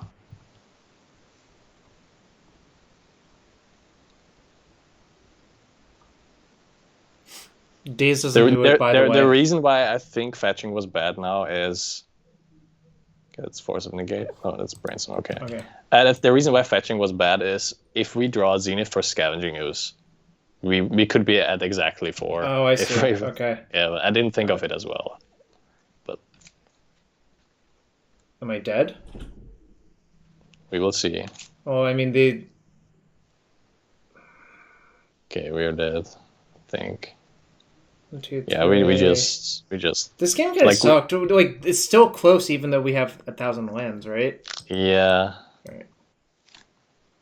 Yeah, I don't know if the Knight would have won. The Knight would have definitely forced them to block at some point, but we might have died just 2 turns earlier. So. I'm not sure. It's definitely close. I really don't know, but the one thing I'm sure about is that we draw really badly. We drew really terribly, but yeah, it's still fine. So generally I like Ooze and definitely Assassin's Trophy. I'm not a huge fan of Choke against Delver, but nowadays they play Uro, so maybe it's good now. Not a fan of Sylvan Library in this matchup, even though they have Uro. Not a fan of Knight of Autumn can sometimes be good because it gains 4 life, but it's not really a card you want. Gadok Teak is also pretty bad unless you want to play through forests. And other than that, sometimes I think I cut Questing Beasts, but I'm not sure if I want to do that. Like, I don't see any other card that's worse, actually. Like, every other card seems better. I'm going to cut the Questing Beast because it's pretty bad versus Daze as well. Yeah. And I don't know, like, if there's like any sideboard card that you'd want over the second Choke, like maybe Sanctum Prelate over the second Choke, but no. Choke seems good nowadays in this matchup, so let's play with Choke. Bookish Matt, I actually disagree that Plague Engineer is good versus Rug because they cut all of their young Pyromancers. The only thing you're trying to Plague Engineer is their Delver, unflip Delver on the plane. That's a really reliable plan. So I'm not a fan of like boarding minus effects just for Delver. I'm like, if they have something else that you could Plague Engineer. I mean, it doesn't kill Delver. That's like like you say, it kills Delver, but it it's literally a very doesn't. unreliable plan. That's why I It's don't want like to rely on it it. kills Delver of Secrets. It doesn't kill Insectal Aberration. That's the problem. Yeah, like it can kill. I feel like if they had like when people played Dreadhorde Arcanist, Plague Engineer did something. When people played Pyromancer, when people played there's so many cards it's good against, but the actual like the current rug lists, there's like only maybe Hex Drinker. That's like the only card that I like, or Brazen Borer, but that's just not good enough. Okay, so this is obviously pretty good. Main problem, like obviously we keep and we play Mother on turn 1, but thinking about fetching problem planes, is our the mana Savannah situation. Yeah.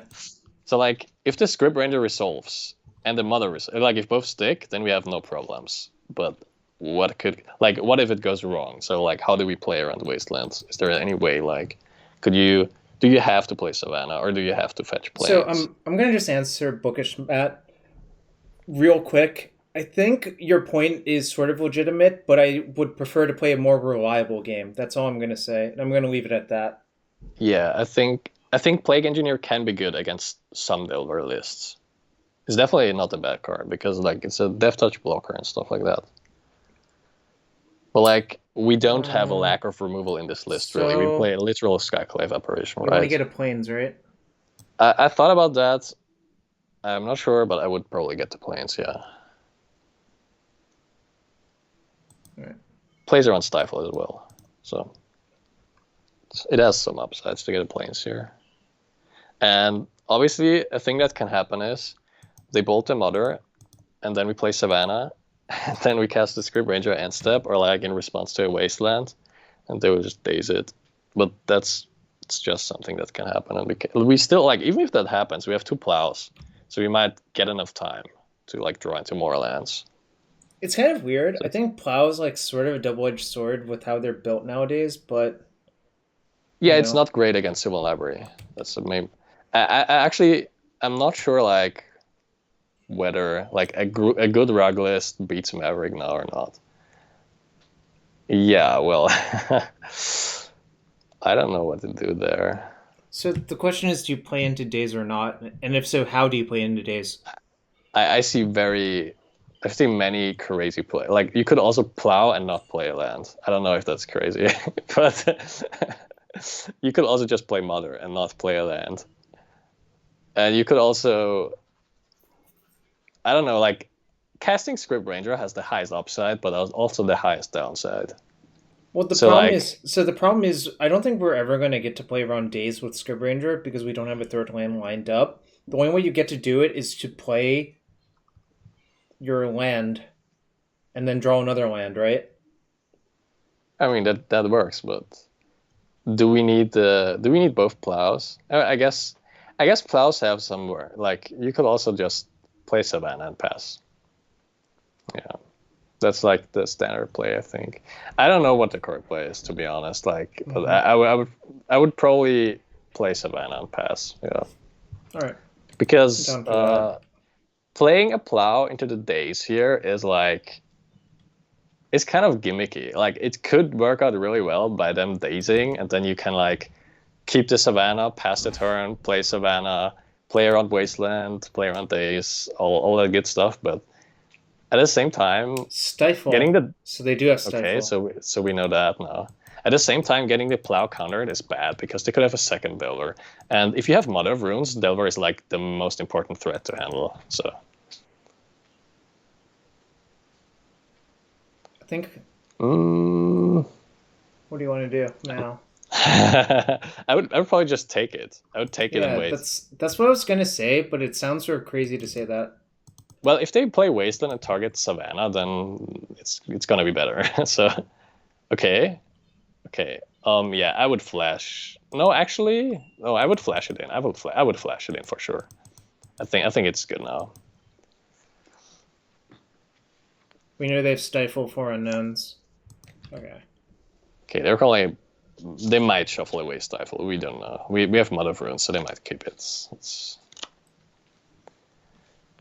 I don't know why people liked it so much versus Dreadhorde. You just delay the inevitable bolt. Yeah. But the combo of Mother of Runes plus Plague Engineer was good against Dreadhorde. Whoa, they're forcing it. Not Plague Engineer on its own. No, he's talking about versus Arcanist.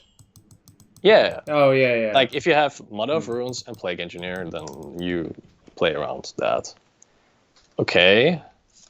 So they forced it, which is huge. But... So I think you can surmise they probably don't have days. Probably not, so you just plow and play second Mother. Yeah, exactly. And I think I'm going to just play out the bog to bog them. Yeah, also like... Because it's our third third mana source. Yeah, it's just good. We wanted to gain optionality. You take 3 damage to see what they do, because there's a lot of scenarios where you just wouldn't There's want like... Ranger. They could play... I think it's actually really bad to flash into Scourge Ranger and block for the 3 damage. Because you give them so much more info. Like, you could plow a Young Pyromancer. You could plow a Goyf. You could play around Blazing Wally that way. And you could also, one thing is, like, they could waste you second main phase, and then you'd run to flash in the Scrib Ranger and bounce the land. Alright, I'm a little bit more sympathetic to Plague Engineer now, given that, but... Yeah, now we know, but... Well... So, do we play the Skyclave? Because it doesn't seem like they have days. The main question is there anything you would want to save the Skyclave for? Because if there's nothing other than creatures, it's probably better to play it now, because it just clocks for 2. I think I'm just going to play it now for that reason. And it's also very likely to resolve now, so I think you want to play it. Like, I thought about Colossus, and I thought about Sylvan Library, but I feel like clocking them now, and getting it to resolve now, because you never know, like, if... Rough Tumble is the punish. Blazing Volley and Rough Tumble, so probably not. Yeah. I don't think you need to. Yeah. I think you're just gonna let them crumble against the Mothers. If they had someone, they'd probably play it. Yeah, that's true as well. Whatever. That's the cost of playing Scrubland, I guess, or Bojuka There's only one Scrubland. It's only, like, the Scrubland would be... A fetch, maybe? Would be a second Canopy, maybe, if you were green-white or something. I don't know. Like, there could be. But you would play Bog and green-white. No! Someone cursed me! I should not have said it. It's only 4 life, though. Yeah, for now, it's like, we have a lot of draws that beat it anyway, but... Obviously. Okay, so 1 more damage per turn. So it's like, we lose 2, they lose 1. I think I have to do that every time there. It's not a real question, I think.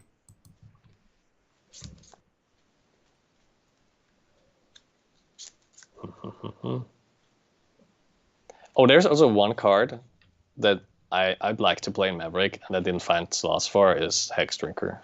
Yeah, I've seen a lot of lists that play 1. I think it's pretty good. I think it's pretty good, yeah. Makes your Gaia's Cradles better as well. This is Uro, I think. Do I plow it with the trigger on? I think you might have to. It's really annoying, but I think you might have to. Because they have Caracas tapped. Yeah, now. that's the like, we reason. might not get another shot at doing it. The other way you can beat Kothis is just Scavenging Ooze, though, basic swamps, so I think it's... We have a lot of outs. We have a lot of outs to Clothis in our deck. It's like 6, 7, maybe 8. 7 or 8. That's not one of them. Not one of them. It's still fine to draw this, though. Mm-hmm. We have 8 shots left, so that's We have like 6 more turns or something to beat the Clothis. Yeah, Skyclave number 2 and the 4 Zeniths and the 2 Oozes. I'm not trophying their land. I think it's like really, really, really not good to do that. Okay. I think this is a slam. Wait, I think you save 1 Mother and the Skyclave, right? Yeah, that's what I was gonna do. Yeah. Well, basic swamps. I think we should have destroyed the Volk in case. I should have destroyed the Volk clearly. No, I mean I would not have done it, but if you destroyed something, then it's probably a walk. They call me Brandon wants me to trip. Oh, Pepega. God damn it. Why did I even read that? Oh god. I don't think tripping that's worth it. Great. Yikes. Yeah, well.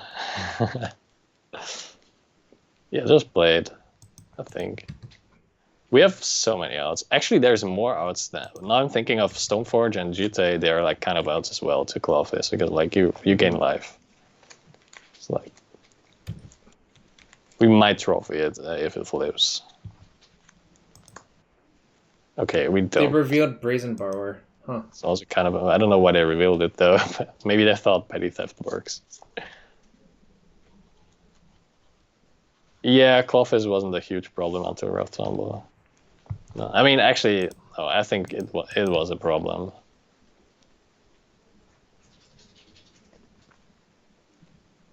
Yeah, we are losing because of, like, I was thinking about it, but this is kind of, whatever. Yeah, let's just attack, play choke. I mean, attack with Arbor as well, probably. No, maybe not. I mean, I don't think we can't really kill them by killing them. Like we can't kill them by racing. We need to draw an out. That's for sure. Yeah, that's exactly how I would tap. I mean, there's not really many ways you could tap. You could tap the Cradle. I don't think that's right. I also think the same, but don't think it matters that much anyway. So.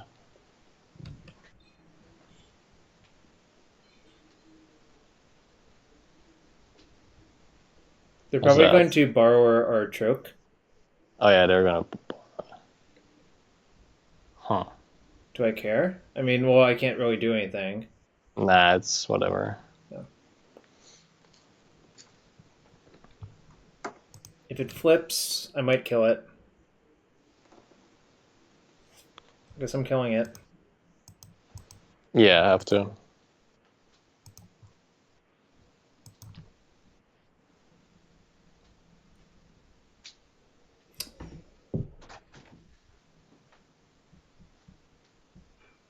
What was that? Oh, they have?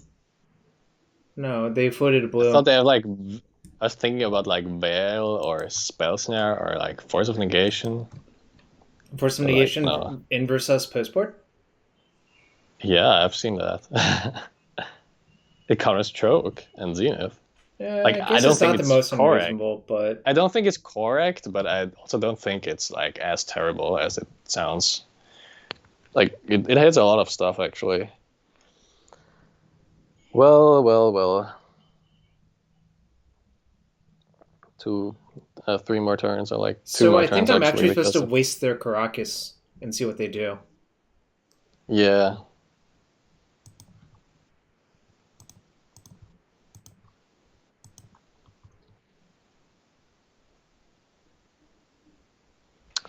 Where are our Zeniths, man? Or like Knights or like anything? I mean, we're not drawing very well this match, that's for sure. It's okay. We nut drew our other opponents, so it's kind of it's fine. I'm not complaining too much. Like, so they have to force this, right? Actually, I kind of wonder if they have to force it.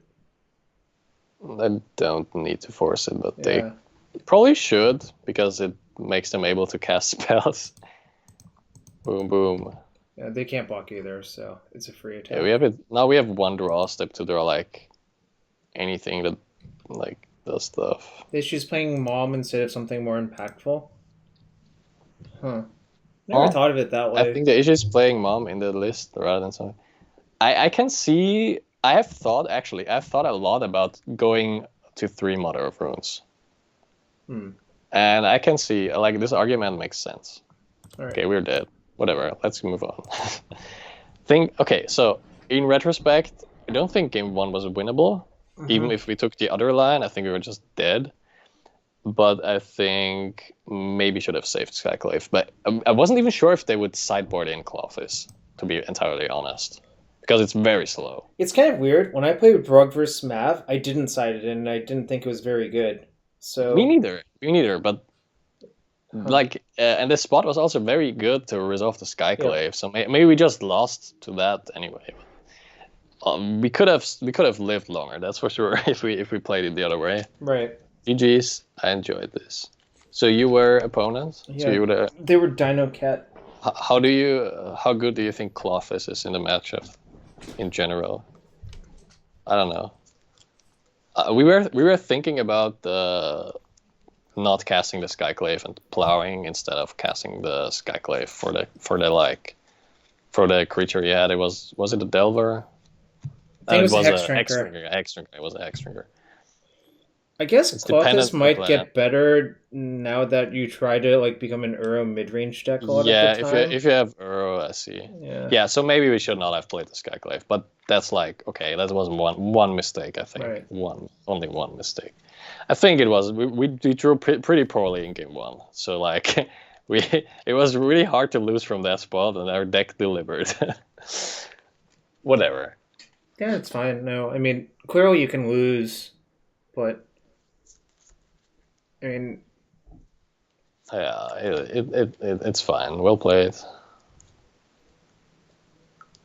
That's not mobile suit. I think the best version of Rug was the one that had 3 Okos in the deck versus Mav. I seriously think Oko made it so much easier.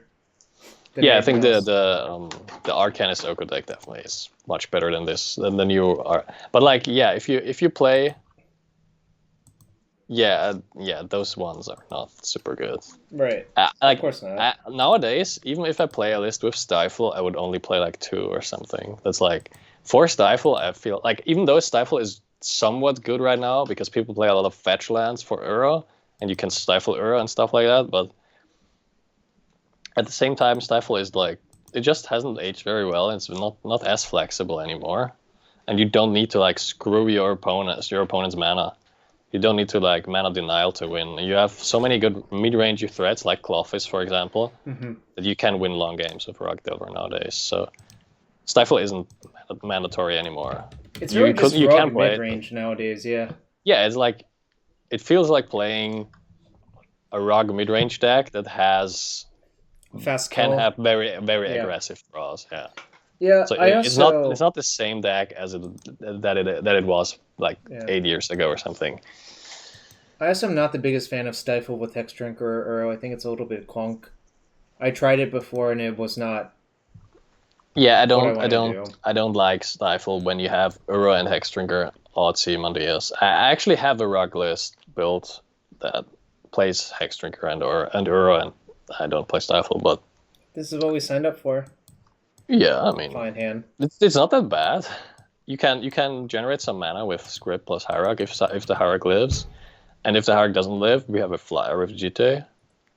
That's how I see it. And we have Skyclave for anything to Okay. So maybe Ant. Does Could Ant be play? Yeah. Ant plays Misty. So this is Ant or Doomsday, or some weird. Oh, they took Skyclave. Then they're probably a bug. They're probably bug mid-range something. Yeah. I don't know. So I expect this Hierarch to die, but I'm still playing it. Yeah, we were fine with that.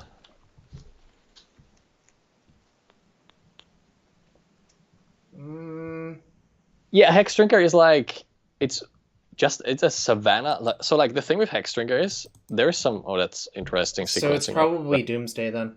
It's probably a combo deck if they sequence in this, because if it's so important for them to leave up the Underground Sea mana, then and they still think that they have to cast a Brainstorm, then they're probably not a controller mid-range deck. Okay, we might just be. Oh, it's Ant. We might just be that. Yeah. Okay. I mean, this was a pretty. Okay, they just have it. They have it very easily, right? No. This is Ad Nauseam, actually. Yeah. Oh, because it was Wishclaw, they couldn't go into. Yeah, they actually. I think they had no. They had no deterministic one, yeah. But I don't know. Looks like we're dead. Oh, they have to do 0 to begin actually, with. I think they misplayed. 3, 4, 7, 8, 7, 4, 5. Did they have Threshold for Cabal Ritual? No. No, they couldn't play Wait, it this so way. am I Oh, it's supposed to fine. just... They Hold didn't on. misplay. I think I guess we'll see what they discard, but I'm about to ask, am I supposed to just claw for Thalia and give them the claw back? it's very interesting. Let's just see what they Wait, discard. no. Actually. I should just claw for Gadokteeg in game 1, right? Yeah, I think then they're That's just actually... dead. They're actually dead then.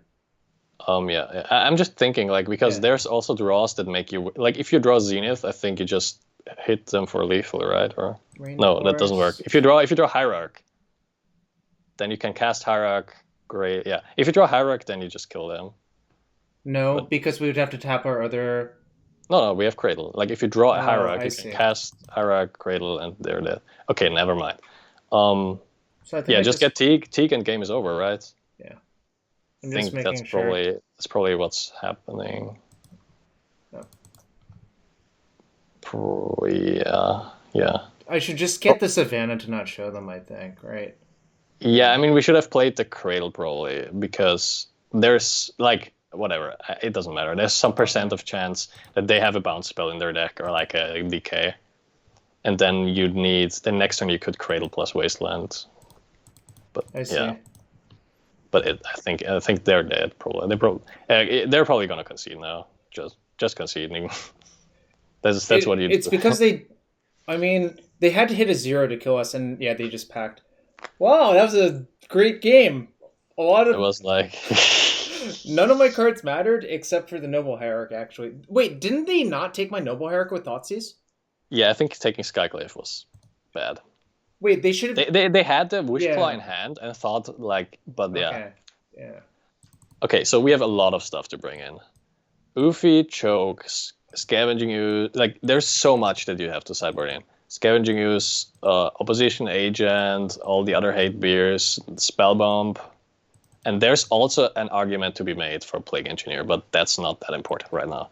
Let's focus on the more important cards. I think, so what I said before, I mean, it sounds weird, but I think equipments are good because they play around Massacre. So, like, I would leave in all the equipments because you can play around Massacre this way. Okay. Then, cards that you want to cut. I think, generally speaking, Knight of the Reliquary is not very good in this matchup. You have Wasteland, but nowadays lists, they have, like, I would leave in one maybe. And I would cut the Knight of Autumn, probably. Well, actually, Knight of Autumn, like, there's some cards that you could want to answer, but Skyclave Apparition for sure leaves. Skyclave Apparition is like, I don't know what like it hits Wishclaw, but you'd gonna get Oofy anyway, and you have so many other hate beers. And then like, Scrib Ranger is decent, but it generates mana, but I don't think it's that important. And then I'm thinking there's Choke plus Thalia, I think, is a good combo. If you didn't have Thalia in your deck, then Choke would not be as good. I think Choke is good against Storm. Like, I played a lot of Ant, and I hate playing against... My opponents board in way too little Choke. Obviously, they can fetch Swamp, and then have, like, you only hit one land, but, like, any card that interacts with them is good. How about Sylvan Library? Yeah, I think you don't want it, especially on the draw. I forgot that we have Sylvan Library in our deck, so yeah, that card comes You forgot it? You built this deck list. No, I forgot. I know, I'm just kidding. I wasn't. Am I supposed to side out like Caracas? Probably not. You probably just need all of your white sources, right? You can't do that. I don't know if there's like any like there you could do some tweaks. You could be like leaving the questing beast because sometimes it's good to like end the turn one game earlier, and there could be like a case made for a Plague Engineer because of empty warrants. But generally speaking, I feel like equipments are good against Massacre. Equipments like GTA beats empty usually. I don't know. There could be I feel like. I submitted because there was 8 seconds left. Oh, I didn't see that. Because like there's like some like the minimized version of the screen was overlapping the clock, so I didn't see it. Probably just Mulligan, right? Yeah, I'm playing Spellbomb because is this a mulligan actually? Because you can turn on Zenith, turns to Opposition Agent. But the thing is, if they discard it, then we're kind of boned. You don't have a turn 2 interaction. other than the opposite. I mean, I don't hate this hand. So would you keep? I'd probably keep, yeah. I mean, I would keep to try it out. I don't know if this hand is good. Like, it looks bad to me, ant, but I also don't know. From an ant perspective, this hand loses to a Thoughtseize, but technically, like, they don't play around opposition agent, I think. Oh, that's true. We need a Mental Misstep to play against unbanned Mental Misstep. There can only be one. What, a grudge match for the name, or what? I don't know. I don't know. Okay, so yeah, I would turn 1 Zenith. I'm just getting Savannah, right? Yeah. Yeah, because then you can play the catacombs, so they don't know that we have black. Like, that's really important to not show them the black and pass. Like, you'd like don't like whatever we draw, and now we see, oh, there's Sanctum Prelate. I think you just play the fetch and pass still, and if they like, you just pass, and if they pass, then you still flash it in, even if they have the, like, we are not, you know how Stifle works. Yeah, that's whatever. Like, hello, I'm coming for their fetch land. I'm coming for their fetch land. I think they're gonna be so sad when they fetch now. I have to. Yeah, you have to do it now. You have to do it now. Well, they'll get the other one, which is. You could wait technically, but I think it's a misplay. Like, they could also just fetch once and then like leave it up, and then we would have to fetch it, flash it in step. So I think you have to respond to the first one here. Agreed. Oh, you would turn 1 Canopy and play around Massacre? Oh, that's kind of interesting. That's actually probably the correct. I didn't think about. I was kind of distracted, to be honest. Right. I think that's actually the correct play. Yeah. But how many Massacre? They have flaying tendrils in their sideboard. What the fuck? Flaying tendrils is because that gets around Gadok Teague.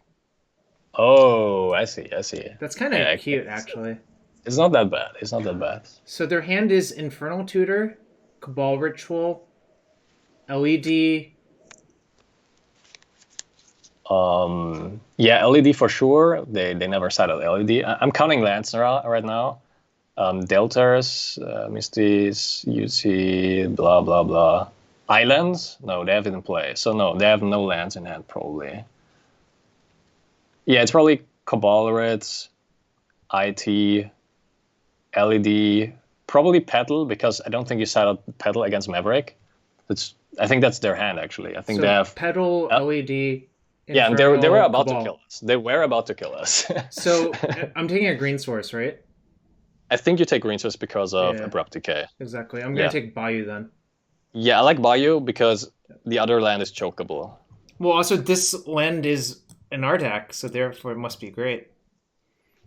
Yeah, I think we were actually dead if we didn't have this. Well, so I'm pre-waiting on 2 now. But they're so dead. No, I would actually. They don't have Massacre in their deck. They do. We saw.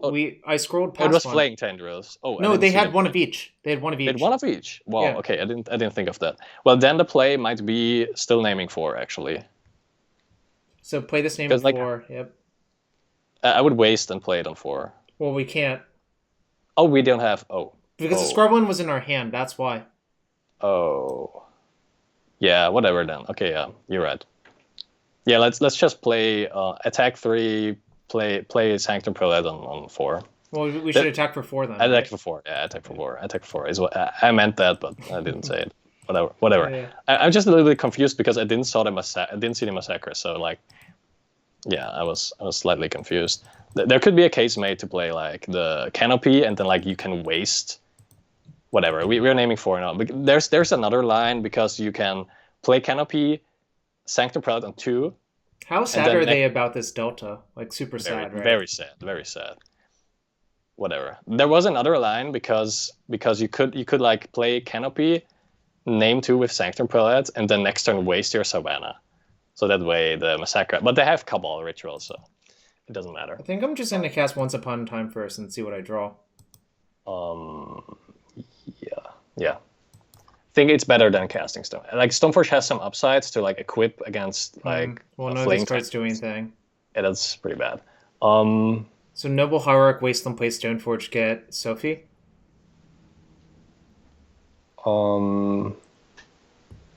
Yeah. Agreed. Actually. get Sophie and then get the Sophie onto the Sanctum Prelate probably. Oh, didn't play around that, to be honest. Well, whatever. I don't know. I didn't think enough about this turn, but whatever. I think we. Maybe I should have just wasted first, actually. Yeah, I don't know if this Once Upon a Time was correct. If I'm thinking about it right now, it was very messy. Whatever. It's like, yeah, you probably have to play a Hierarch Mother. Yeah. I think we might be dead now because they can't ad nauseam. I think we might be dead now. Well, they can't kill us with tendrils still, right? Yeah, they can't. Yeah, but they can ad nauseam. Like if their ad nauseam is really good, then they can kill it. That's what I meant. But oh, sure. But yeah, if their ad nauseam is average, we are living. I'm just saying, like technically, there's a way for them to kill us now. But if we untap with this board, we probably win. They bought them both on Preordain. Yeah, I should have thought about Chain of Vapor because we saw it from the opposition. They're not a good ad nauseam deck, so they're probably not gonna. Okay. Oh. So their hand is. Wait. Oh, they sideboarded out. I'm confused because like, I thought we knew that they had LED tutor in hand, so I'm pretty sure they did. We were pretty sure that they had Cabal Ritual, so they maybe sideboarded out the Cabal Ritual. But that's crazy versus Thalia. Yeah, okay. Chat, do not side out Cabal Writ in this matchup because that's one of like natural Cabal Writs are the way you beat Thalia, I think, more often than not. And there we go. We got some chess and some irrelevant QPs and some play points. Yeah, it was 4-1. So I'm not sure like if the list should be played this way. Like there's some things that you could play. You could cut as Matt Vogue said that you could cut a Mother of Runes. Mm-hmm. You could cut a Skyclave or like something for the third Once Upon a Time because I think Once Upon a Time is what makes Maverick feel like a blue deck sometimes nowadays. Mm-hmm. And then, like, there could also be changes made to the sideboard. This deck needs more spiders. Deck needs more which spider? Do you mean like endless webs? I assume there are actually 4 spiders that I've seen in. Okay, that's Arasta is probably the most playable one. There's like Sky, what it's called, the blue one with Flash. Skylasher. Skylasher. So and then there's Arasta, Skylasher, probably Stingerfling Spider at points. There's also if Matt's Ole is still in the chat. I think he played the black-green spider that costs 3, the uncommon one. Oh, Obelisk Spider. Yeah, that's also a spider I saw in Legacy once. But that's about it, I think. I don't know why he played it. I think it's because it blocks Delver and something else. Yeah, Stinger Fling Spider I've seen. Yeah, I played that a lot in Birthing Pod decks in Standard because it would kill Delvers as well. It all just comes around. It shrinks Dreadhorde. That's why Matt's played it, I think. Yeah, probably. I played freaking Grasping Dunes for that reason, which is also not a very good card. Yeah, I mean, Dreadhorde Arcanists forced you to play weird cards, and it also forced you to like kill it always. It's kind of a toxic card. Yeah, I'm still not sure it needed to be banned, but people seem to be happy about it. I don't really care one way or the other, frankly. Yeah, it's not like what happened. It doesn't really matter, but I felt like the card was detrimental to gameplay. Okay, 7, 8, 9, 10, 11, 12, 13. Do you know you only have 13 turn 1 green sources? Yeah, that's because Once Upon a Time is like 2 Once Upon a Times. I feel like makes that playable, but I feel like okay, you probably get to like 14 then. Yeah, it's probably 14 something. Yeah. The thing is with this deck, there's a lot of things I don't like, because like I kind of want to play Bojuka Book right now because of Uro, but Bojuka Book it feels so terrible. It feels so terrible to draw it, so I don't know. And I think the third Once Upon a Time should be in the deck, but it's probably instead of the second Skyclave or something that's hurts to cut or something. That's probably where the second one is in. Like I know that people like to play 4 Knights, but I feel like drawing Skyclave is often better nowadays. I don't know. Why no Ramunap has been asked? I have thought about Ramunap a lot, and there was a reason why I didn't want to play it. The thing is, I used to play Tireless Tracker main deck in some lists earlier, like last year or something. And in those lists, I was happy to have Ramunap sometimes, but I ended up cutting it because of Dreadhorde Arcanist and Renin 6 or something. I think that was the reason why I cut it. But after that, I thought a lot about Tireless Tracker Ramunap main deck, so you have like kind of an engine going, and like in some matchup it's kind of nice to have. So I can definitely see it, but it's not a great creature on average to draw. Like there's a lot of matchups where it does nothing, and you are already forced to play Gadokteak. Like I feel like with Maverick you're forced to play Gadokteak, even though it hurts so much to draw it sometimes. Like there's a lot of times you have plays like I have Zenith in hand. And I have another spell that I want to resolve, and I have a Gadokteak. And you're like, okay, I can play Teak now. It will shut off my Zenith, but then I can resolve another spell. And the best case scenario for you to happen is your opponent forcing the Gadokteak or something. So like that kind of sucks, and sometimes Questing Beast sucks, in my opinion. Like so to answer the question, I just don't want to play too many of those creatures. Like if I add Ramunap, I feel like Maverick has like a sweet spot of like 2 or 3 creatures that are for like specific situations, and then like the other creatures, like Scrib Ranger is not a bad creature. Like it's not like a situative card, and Scavenging Ooze is not really a bad creature as well. So like they're increasing the amount of creatures that are like tutor targets, but also cards that are good on average is what I like value really highly. So that's why I also have Skyclave in the deck. But maybe it should only be 1 Skyclave, or maybe it should be 0. I don't know. I felt like Skyclave is kind of good with Once Upon a Time, though. So we actually addressed the Batterskull thing before starting. That was at the very beginning. So yeah, I thought about Batterskull a lot. The thing with Batterskull is, I don't know how many Stoneforges you play in your list, but I feel like I would have to play probably like 2 or 3 at least. So like it eats up slots, and I feel like, I don't know, we lost to Delver now, so maybe that's like a bad reasoning. I felt like Maverick is favored against Delver by nature, but nowadays Delver has more cards that let you catch up from behind, more cards that let you grind. So maybe you are forced to play Batterskull or something, or like Fourth Knight of the Reliquary and stuff like that. I don't know. I feel like Batterskull is mostly good against Delver though. So like in other matchups, I can see it against Death and Texas sometimes. It's not really good there. Like you don't really want it, but sometimes it's good to have Batterskull and like slowly clock them down, because like equipments are handled for some reason. Like there's a Revoker in GTA or something. And, like Batterskull forces them at some point to like activate their Mother of Runes after some turns. And then like against Control, it can be good, and it makes your Cradles better. But before I would add that, I would probably add Hexdrinker. I feel like Hexdrinker is really good, and it's a card I've been missing in this deck, actually. I don't know where to put it. Really, the sideboard is kind of a mess, because there's a lot of creatures in the sideboard. Boom, I did it. Yeah, I mean, for example, it could be that. It could be that, yeah. I did it. To be honest, I feel like Mother of Runes is a very integral part of the deck in particular matchups, but there's a lot of matchups where like having the second one hurts you, like against the Band deck, for example. And then there is Plague Engineer. Then there is like decks where Mother of Runes does nothing. So I can see playing 3. I can definitely, like, I can see playing 3 Mother of Runes. I can also see playing 3 Hierarchs.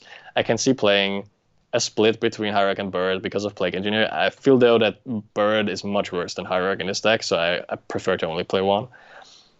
And I can also see like cutting the Sylvan Library, but don't feel like that's correct. But yeah, that's basically it. I can also see shaving the Skyclaves, adding second Stoneforge, adding Batterskull, adding third Stoneforge maybe. Like you could play quad Stoneforge. I've played quad Stoneforge Maverick sometimes. So it's good in some, like against Delver you get a lot of percentage points, I think. Not gonna lie, a library for my green white list and I haven't missed it much. I moved it to the board. Yeah, I could see library being a sideboard card actually, yeah. Because like the Once Upon a Time number 3 should be better on average in game 1. I just feel like 1 is a really good number for library in this deck. So I want to have like 1 in my 75. So I can't draw 2, but I can draw the first copy against like control and mid-range decks.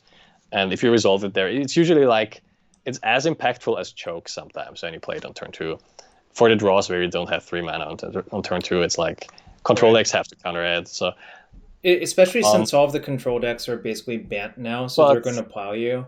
Yeah, but if you compare it to Once Upon a Time, and like then you look at the matchups like Delver, Death and Taxes, Storm, like not Storm, like Doomsday, let's say, or Show and Tell, on average, Once Upon a Time is much better. So I think that could be actually the good swap. Like play third Once Upon a Time, put the library in the sideboard, cut one of the hate bears, or like you could cut the Tireless Tracker, but I kind of like it. I'm kind of biased though because I like Tireless Tracker. Maybe that card can be cut. You could cut an opposition agent or like a trophy. Maybe trophy is the card I need the least in the sideboard. Like Ufi is very important. Second Ooze has been very good against Uro decks. Choke has been very good. Could even see a third one. Spellbomb. If I plan to bring in Spellbomb against Uro decks, still I think it's better than Leylines. Leylines are better against combo decks, and I can also see playing 3 or 4 Leylines instead. And then like Plague Engineer is very important. I can also see playing 1 Plague Engineer main or something if you have 3 Once Upon a... Like the more Once Upon a Times you have, the more reasonable I feel like it is to play Plague Engineer main deck as a 1 of or 2 of, maybe at maximum 2 of. I feel like in some matchups it's terrible. So like, yeah, like 1 or 2 maximum, and then like Prelates is also not like, it's also not like mandatory, but I've been liking it. Yeah, and that's basically it. I'm not sure about this card. I remember people being hyped about it when it was printed. It didn't seem like it I don't know. aged very well. If you could Zenith on that, maybe. Yeah, maybe, sure, but just maybe. Look, I'm telling you, Eladamri's Call or Collect Company, that's the answer to all of your problems. Do you remember the Maverick list with like Ether Vial and Eladamri's Call? Yeah, I do actually. That's a long time Those ago. were like the lists before Green Sun Zenith, I think. And there's also people that played that over Green Sun Zenith lists while Zenith was already legal. That was kind of crazy. Yeah, because I don't think it's better than Zenith. But it's true that it is a 3/3 creature. But the problem with it is, I think it comes out too late versus a lot of the graveyard decks. Like, it's also another Caracas target, which could like that's always funny about playing legendaries. Like they always have an advantage and a disadvantage because like even if you only play one of them, like you can Caracas your own questing beast, which is really good, but you also it gets Caracas by different decks and like other decks. So yeah, it's a double-edged sword. I had one more thought about this deck. I was trying to remember. I think the only times I played this deck for real, I've either had 2 Stoneforge or 0 Stoneforge. But the time I played 0 Stoneforge was kind of a troll because I had Loyal Retainers and Fauna Shaman in my deck, so that doesn't really count. Yeah, that is kind of troll. Yeah, I know. I have to say that. But I have seen a lot of like there have been a lot of meta games, I think, where Maverick only played 1 or 2 GTAs and no Stoneforges. Yeah, I remember that too. I've played versions of that Sword deck. of Fire and Ice has become a mainstay nowadays, though, because of True Name was part of it. True Name first and foremost, and then like all like the fire cards. Now we have Ice Fang and Uro, and we have control decks. And so, like it's 3, yep. It often feels better than GTA. Sword of Fire and Ice, it's good with Bird, it's good with mana. Like if you flood, Sword of Fire and Ice is really good. I think GTA obviously is kind of like, even if I would not play Stoneforge, I would always have at least 1 GTA in my deck. So feeling that I always would have those 2 equipments in main deck made me feel like I need Stoneforge. Like at least 1 copy would be good. And if I add Battle Skull, I probably would like to have 2 or 3 Stoneforges probably. So. By the way, one thing I actually Battle noticed... Skull is definitely worth, but... Well, one thing I actually noticed when we played against that ant person, I think they actually cited out their Pass and Flames. They had 1 in their deck. Did they? Oh, I must have. I saw that. I saw everything other than the Massacre, I think. I don't know. I saw the Massacre and Flaying Tendrils. I'm like, oh, that's interesting. I was just so mesmerized by the Flaying Tendrils that I didn't see the Massacre, I think. I was like looking at Flaying Tendrils, thinking about why would they play that? And then it's like, oh, yeah, it goes around Gadoktik. Everyone in chat loves how you pronounce Massacre. It's probably a German thing, Exactly. isn't it? I mean, in German you say Massaker, but That's probably it then. The card's really powerful, obviously, versus us, but that game it didn't really do anything because they didn't draw it probably. You true. play Deed before Tendrils? Oh, that's like what's his name? 42 AD. Yeah, that's like Martin. No, his name's not Martin, is it? it is Martin Oh. Bonasek. Yeah, That person plays like 62 card they and with like always a main plays. deck, Grim Tutor, and a Deed, and I'm like, what the hell is going on when you play against They them? they'd be like 61 cards. What? No, it's 62. No, 62. Yeah, Obviously, exactly. they're like the hipster among the hipsters.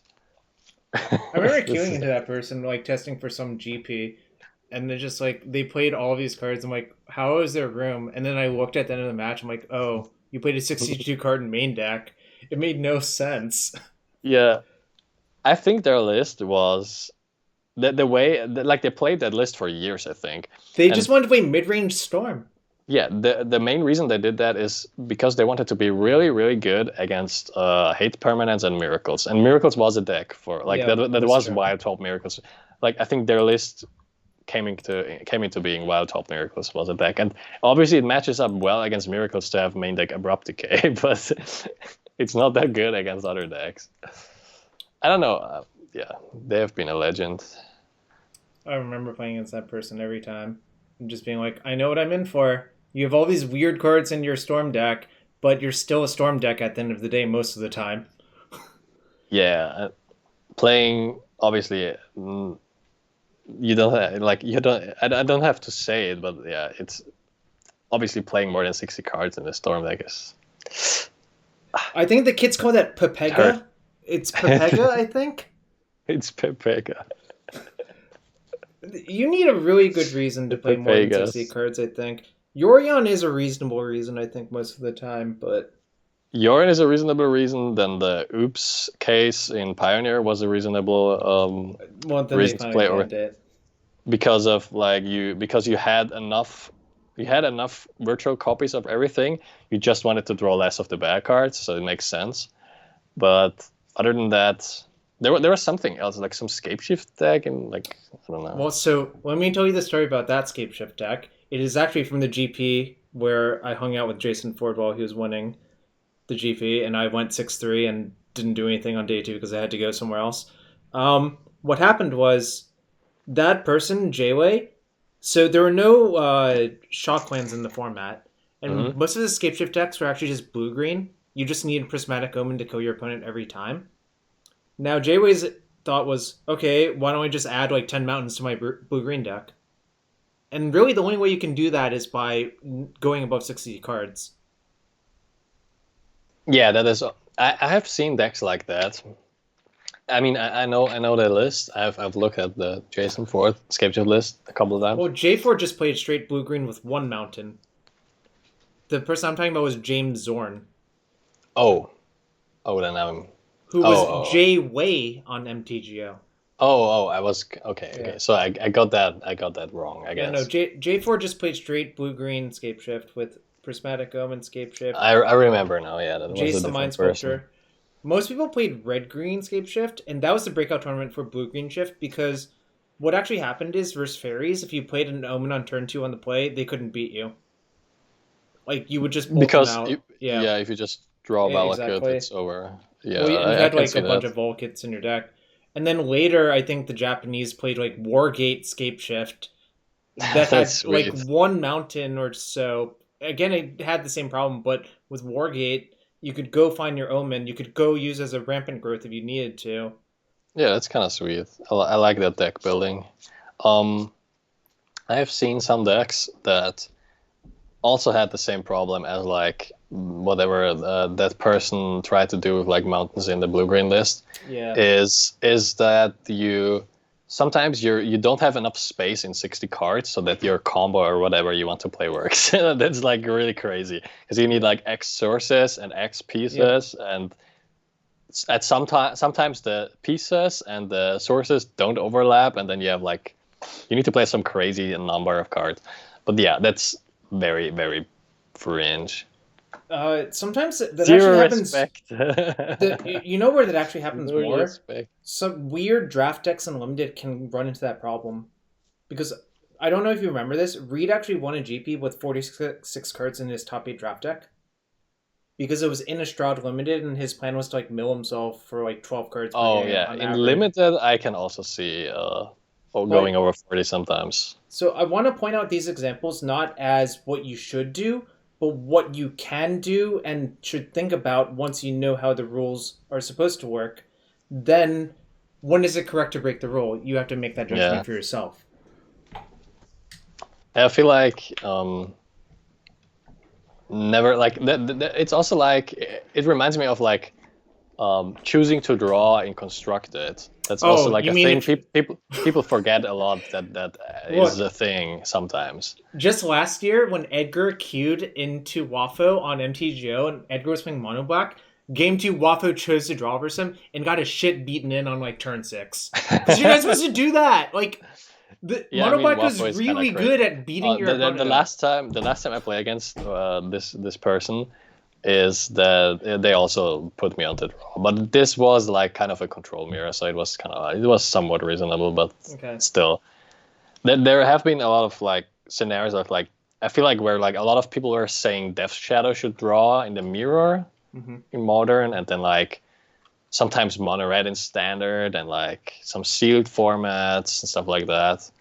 That's also stuff people often forget, and it's obviously in most cases it's not correct to like go out of your way and like do some like it's like fancy play syndrome sometimes. I feel like when you like choose to draw too often or like build 62 card decks for some reasons, but you should think about it and not be like this can never be correct, or like this like if you like always limit yourself by like thinking you can only play 60 cards and you always have to be on the play, then you will never like be in those situations where you could like technically get an advantage with that, or like win the game or like surprise your opponent with it. Like sometimes when you choose to draw on Modo, sometimes your opponent will just skip skip through the first turn, even though if that's not what you intend to do, and it feels pretty bad to be on the receiving end, but sometimes that will happen. Ooh, so we have a bunch of good examples. Feingersh says GP feature match Reed versus Yuya, Legacy Grix control mirror, Yuya chose to draw. Might have been right, might not have been. Sten 626. Burn chose to draw versus me on depths. I turned too late to them twice. Clearly not correct. Don't do that, okay? Burn opponent choose to draw against depths. Okay, that's clearly... yeah. I actually remember the match Reed versus Yuya. Yeah. It was the GP. I was playing Ant in that. I actually wasn't there. It was GP Richmond, I think. I was playing It was GP Reed Duke. Yeah, because Reed, yeah, and it also ended with Reed Duke. Yeah, I think you kind of would have hoped to play against him at that tournament because I think Ant had a really good Grixis matchup. But yeah, it definitely had. He was like playing against Yuya in the Grixis mirror, and then after the match, because you could hear the feature match area talking in the tournament, you could hear Reed and Yuya talk, and Yuya was like asking him, "Do you think play or draw, what's better?" And Reed was like, "I don't know, but I would play because there's Liliana and stuff like that. They used to be Liliana, the last hope, yeah. But was actually, important in the mirror." But Feingersh said it was interesting because you asked Reed, and Reed said, "I think I draw, but only because you did," which is a weird, interesting metagame. Oh, so Reed beat him 2-0 and then didn't even get to decide for game 3. That's why. Yeah, Yuya asked after a match. I thought he would say that he would be on the play. He would say something. Maybe he said something different. He said something where he would be like, "I don't know, but then there's reasons for being on the play." But yeah. Maybe he said that. I don't know. One last comment. Drawing in the mono red mirror was a thing in 1996. Then Curse Scroll came out, Kappa. You can't really choose to draw once Curse Scroll is in your deck, right? Because it just matters. You just empty your hand and start scrolling them. Oh, Curse Scroll, yeah. Yeah, you have to get an empty hand and 3 mana into play to start activating it, essentially. Oh man, there's some really good memories in Magic over the years. Some of them That's for sure. involved Maverick, some of them don't. But yeah, Maverick's sweet. Yeah, Maverick is a sweet deck always, and sometimes like some meta games, it's really good to have Knight of the Reliquary in your deck. That's for sure.